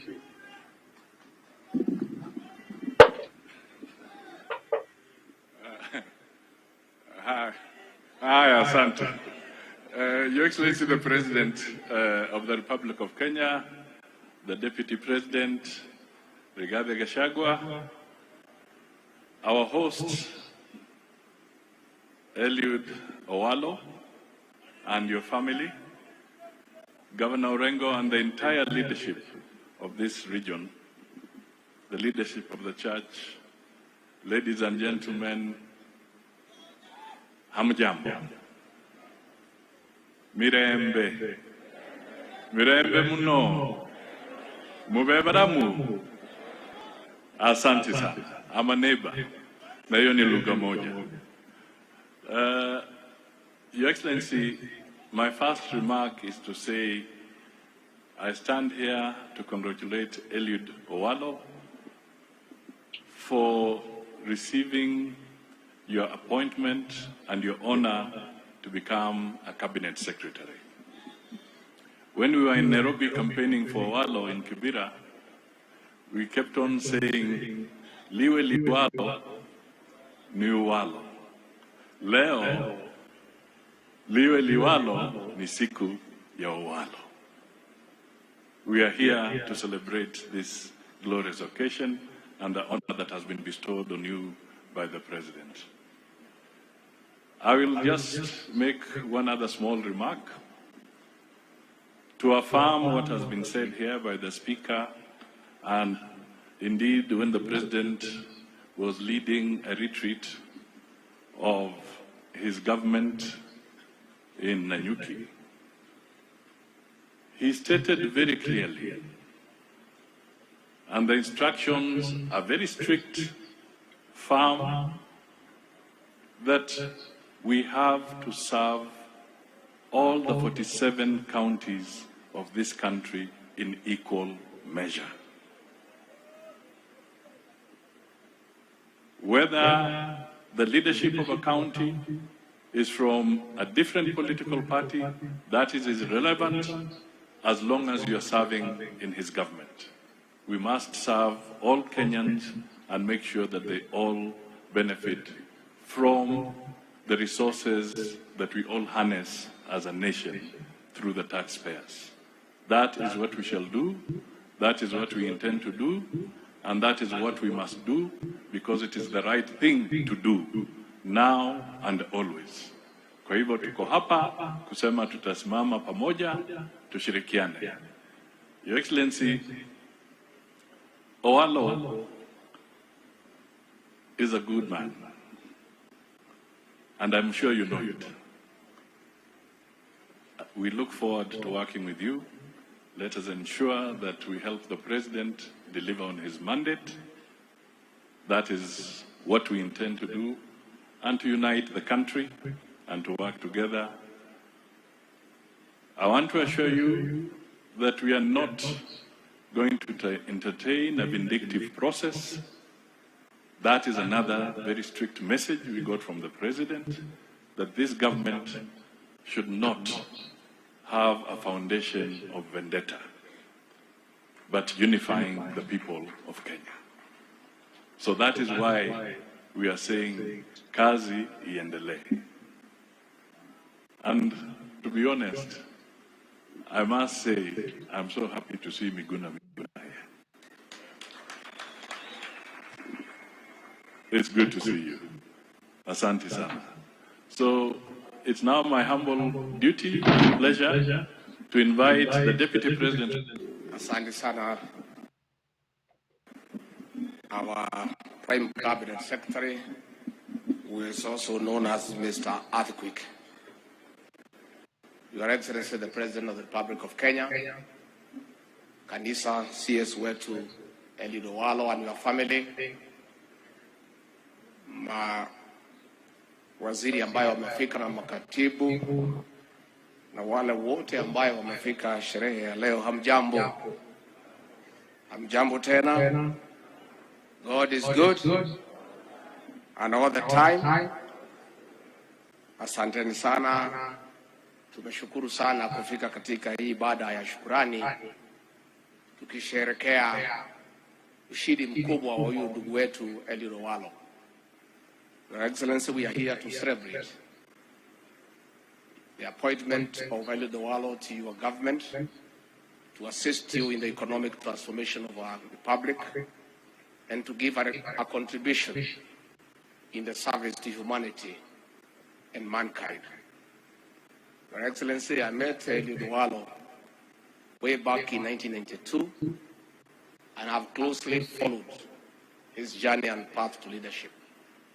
He was a university student then, and I was working at Harambee House as one of the people who were assisting President Moi in the management of public policy and the political organization in the country.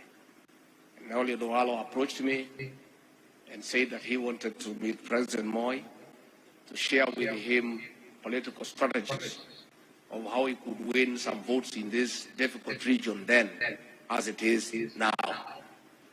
And Your Excellency, I did organize for Eliud Owalo to have a sitting with President Moi at the Kisumu State Lodge then, 1992. And when Mzee was there and he listened to Owalo, he said, young man, you have a great future in leadership, and I'm so happy today that President Moi's word has come to pass, that he is now a cabinet secretary. Your Excellency, Eliud Owalo is one of our most focused cabinet secretaries. He has a passion to serve, he is committed, and he is forward-thinking and multitasked. He brings in new blood and fresh impetus in the management of the affairs of our country. And we have no doubt that Eliud Owalo and the rest of our members of the cabinet, Your Excellency, we shall help you to deliver your mandate to the people of Kenya. Sisi tumeshukuru sana kufika hapa Siaya kwa makaribisho ambaye mumetupatia. Tulianzia Homa Bijana, tulikuwa Kisumu, na wengine tulikuwa tukifika hapa hatukuwa tunatarajia mtatukaribisha namna hiyo. Tunataka kusema asante. Rais wetu, hao watu ya Siaya, hata kama hakutupatia kura vile tungependa, zilikuwa kidogo kiasi. Kwa hizo kidogo, sisi ni watu ya shukrani, tunasema asante. Na tunajua pale mbele vile tumeona tukiongea hapa, tunaweza pangana na tukakuwa tunatembea pamoja, kwa sababu vile gavana anauliza, tumepeana vyeo hapa, anasema tuongeze. Na mimi najua rais wetu wako hapa, mambo yenu wataendelea kuangalia pole pole, na vile mmetukaribisha naona amefurahi. Najua pia makaribisho ni kitu ya maana. Si ni kitu ya maana? Na hawa viongozi wetu wameambiwa na rais pale tulikuwa mkutano, wapate nafasi watembee kwake, watembee kwangu, watembee kwa mawaziri, wasukume mambo ya maendeleo ya Siaya. Lakini viongozi, ningetaka tu kuomba nyinyi jambo moja peke yake. Mkitembea kwangu na kwa hao mawaziri wetu na ma-PS, unajua si ni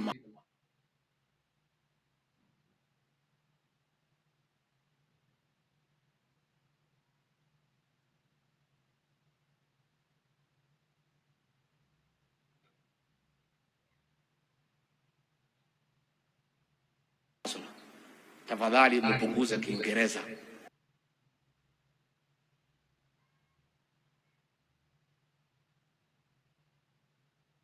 Kupromosha Kiingereza bila kuulizwa na mtu yeyote ni huyu Speaker wa National Assembly Moses Wetangula. Lakini wewe mtu ya kwenda kutafuta usaidizi, sasa ukiweka ile Kiingereza kali utasikizwa na nani?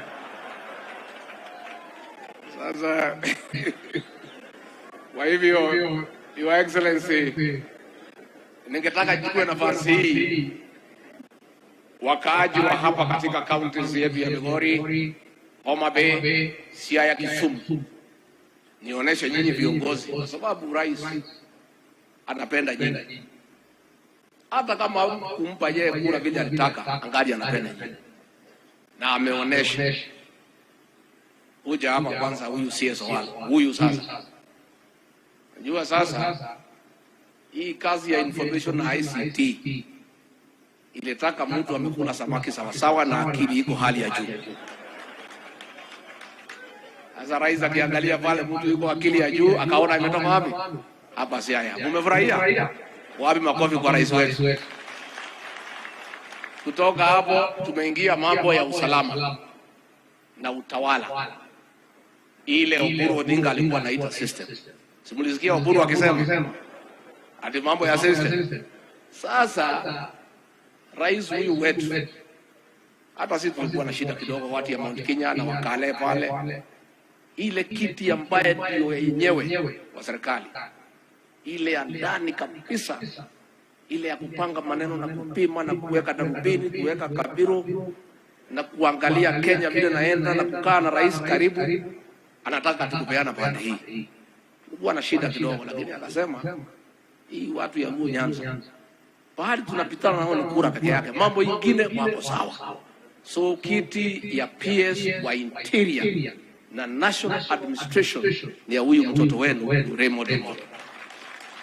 Kwa hivyo ile system mlikuwa mnalia mnataka imsaidie, iko hapa system. Fikiri mambo yenu iko sawa sawa. Simulilia hii system. Lakini nimwambia huyu James Orengo ni rafiki yangu. Tulikutana kwa KTN. Akaniuliza sasa hapo mlima hii mzee wetu atafaidika? Nikamwangalia na huyu James Orengo tumetoka naye pale. Siku tulikuwa tunasukumwa na Uhuru Kenyatta kwa ODM, tulikuwa pamoja. Alikuwa wakili yangu. Nilikuwa nikishikwa anakuja kunitoa. Mimi ni mtu ya kushika shikwa tangu zamani. Hii Uhuru amekuja kunishika ni kitu nilizoea. Sasa huyu alikuwa anakuja kunitoa. Lakini pia kwa sababu mimi ni mtu najua maneno, narudi kwa mfuko na kumpatia kitu. Sasa mimi nikamwambia Orengo, huyu governor, nikwambia ukweli. Kamwambia mimi mambo ya udanganyifu sisi hatutaki. Na ndio tumesema hatutadanganya William Ruto kwa sababu sisi ni Wakristo. Na sisi watu ya Mount Kenya tulimwahidi tutaunga yeye mkono. Rais Uhuru Kenyatta anatuambia tukuwe wadanganyifu. Tuache yule tunajua tulimwahidi, tupatie yule tulikuwa tunapingana na yeye. Nikamwambia sisi mambo ya uongo hatutaki. Sasa wewe Jimmy, kwa sababu rafiki yangu, wacha nikwambie ukweli. Ile watu ya Mlima Kenya wote wamesarau baba ni conman. Watakula pesa yake yote na kumdanganya na hakuna kitu watapata. Huyo Orengo nilimwambia. Nilifanya mzuri kumwambia ama sikufanya? Sababu hii maneno ya uongo na udanganyifu ni kitu baya. Huyu baba wetu huyu Agwambo ni mzee ya heshima. Hata kama tulikuwa tunashindana na yeye, amepigania demokrasia Kenya. Kwa umri ni mzee, ni kiongozi. Ni makosa kubwa sana kuketisha mzee kama huyo chini na kumwahidi kura, unajua hakuna. It is wrong. Na wale wote walitanganya huyu mzee kutoka Mount Kenya ati wamemwekea kura, hawatapata amani katika maisha yao. It is wrong. Na hiyo siasa ya udanganyifu tunataka ifike mwisho. Mungetaka ifike mwisho siasa udanganyifu? Tuambiane ukweli. Kwa hivyo pia pale Kisumu tuko na PS ako wapi? Ambaye anaitwa Alfred Kobundo. Huyu ni waziri, ni PS wetu wa trade pale kwa wizara ya Moses Kuria. Pia tuko Nairobi River Commission. Tuko na mama wetu Dr. Pamela Let ako hapa. Tuko na Lake Basin Development Authority. Tuko na Charles Waore. Tuko pale, ako wapi Charles Waore? Ako area? Nataka hawa watu waone nyinyi ndio huyo. Na nyinyi hawa wamepewa kazi na William Ruto, president wetu, bila kuangalia mambo ya kura, kwa sababu hii Kenya ni yetu sisi sote, na kuendelea mbele tukiwa na hawa na wale wengine.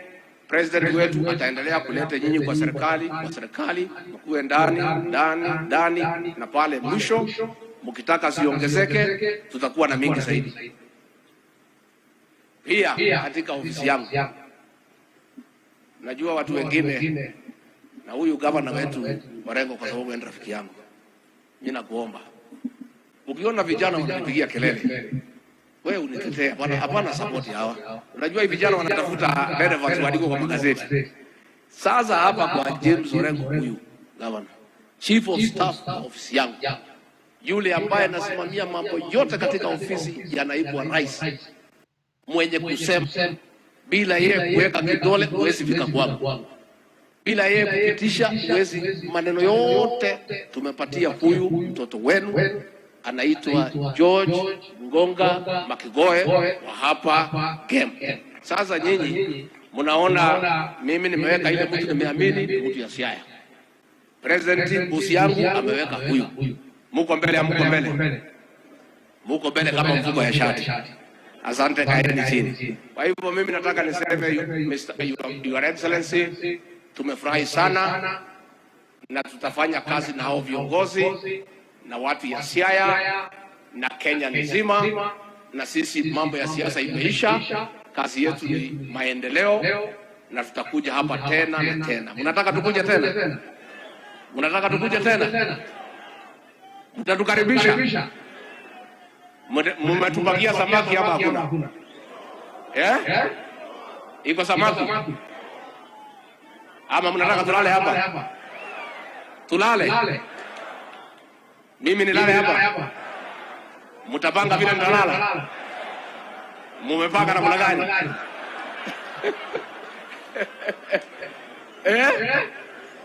Asante. Kwa hivyo kwa heshima kubwa tujitayarishe, tumkaribishe Rais wa Jamhuri ya Kenya William Samoei Arap Ruto. Mr. President. Thank you. Aya, asante sana Bwana Rigiji. Tafadhali tuketi chini. Thank you very much.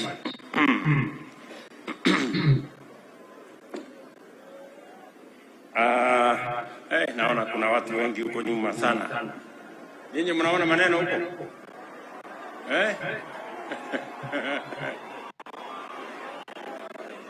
Sawa, wacha nisimame hapa juu. Utaniruhusu Bishop? Wacha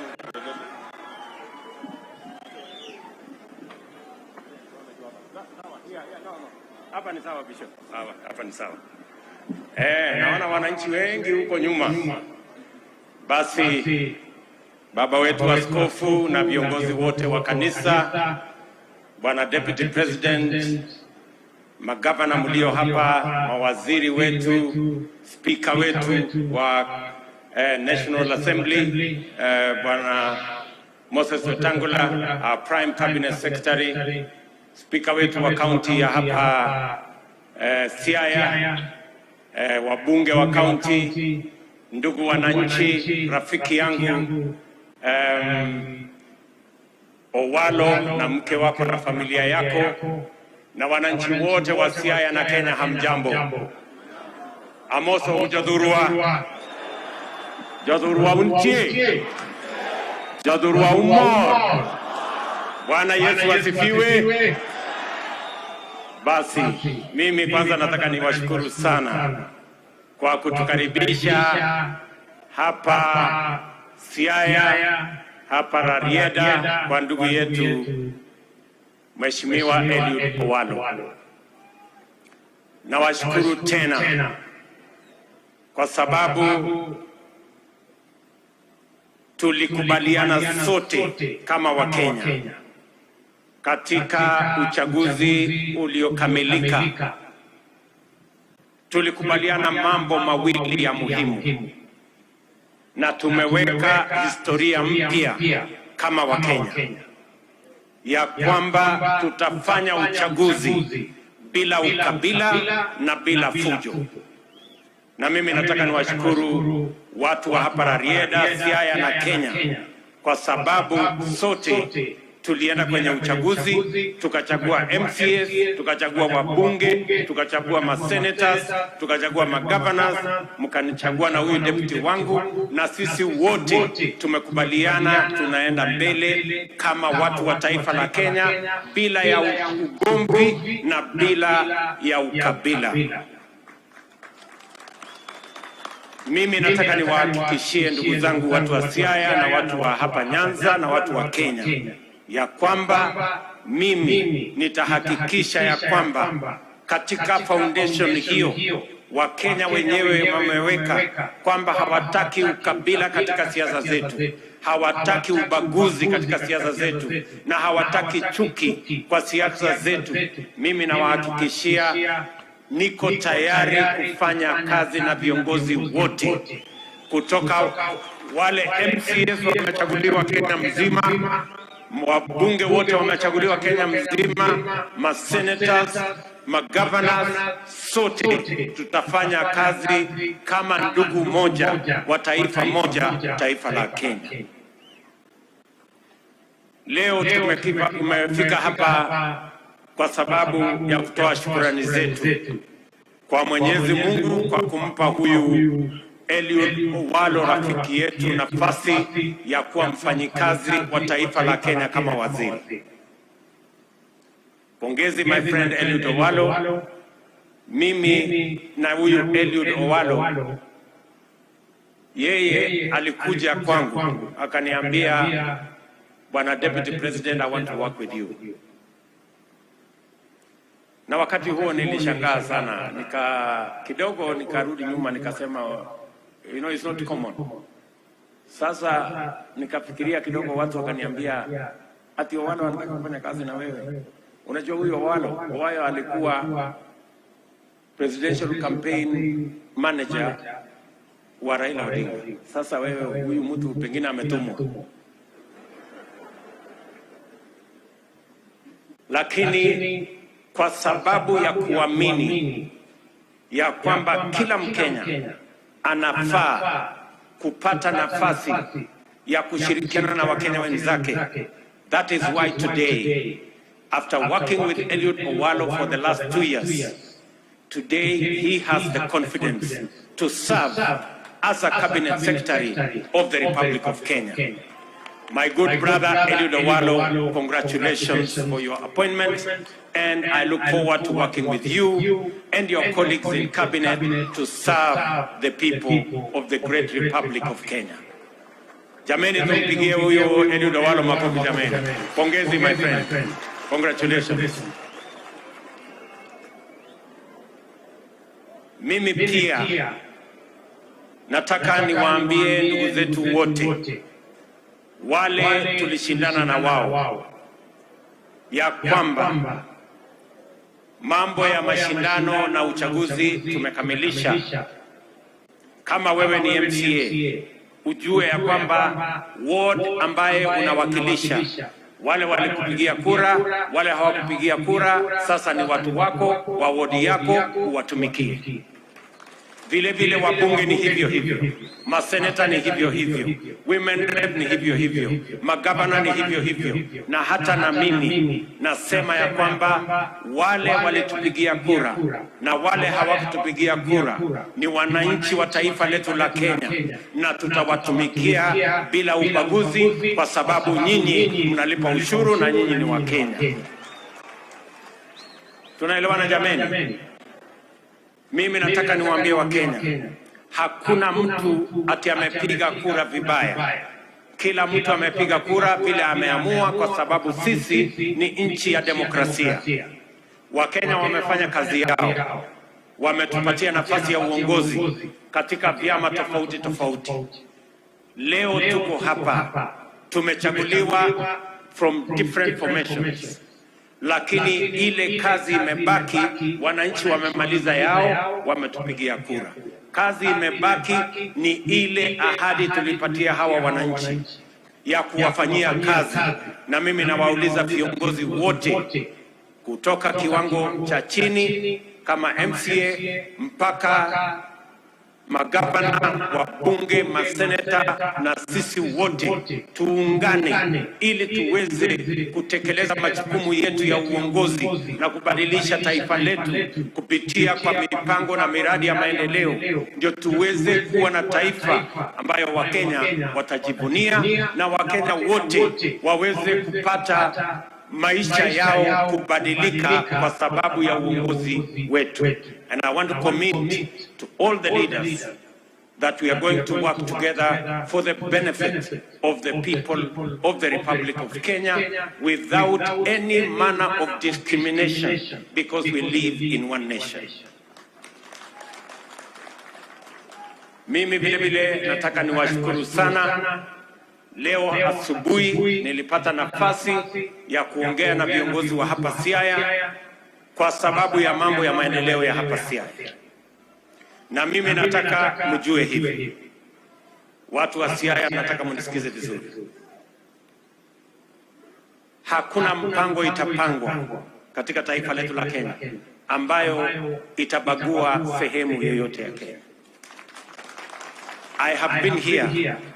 Nilikuja nikaanzisha kwa mfano barabara ile imetoka Musanda pale imekuja Sigomere, imekuja mpaka hapa Unguja. Si ni kweli? Hiyo barabara tumekamilisha. Nilikuja hapa barabara ya kutoka Luanda kwenda Akala.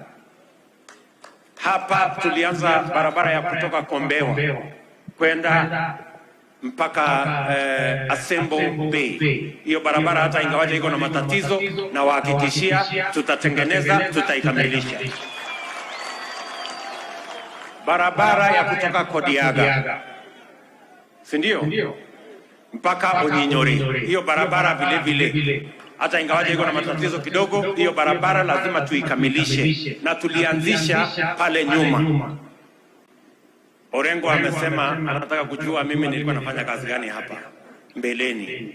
Mimi najua hii sehemu, Mheshimiwa Gavana, kwa sababu nilishughulika na mambo ya maendeleo ya kila sehemu ya Kenya wakati nilikuwa Deputy President.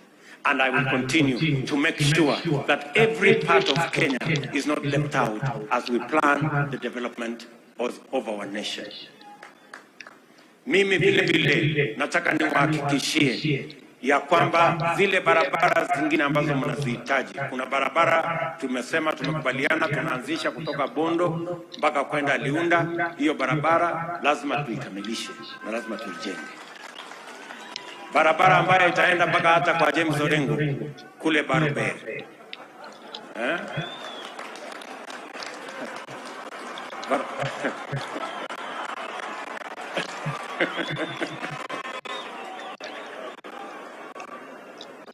Ya barabara ya kutoka Kotnanga kwenda Jera, Barobere mpaka itafika Uringi. Hiyo barabara pia tutatengeneza, tutaikamilisha. I just want you to know that as we plan Kenya, Siaya and Nyanza will be part of that plan. mtu asiwadanganye, na munisikize vizuri. Na nikiwa hapo, wacha niseme vile vile yale mambo mengine tumesema na hawa viongozi. Tuko na matatizo ya maji hapa Siaya, na ndio tumesema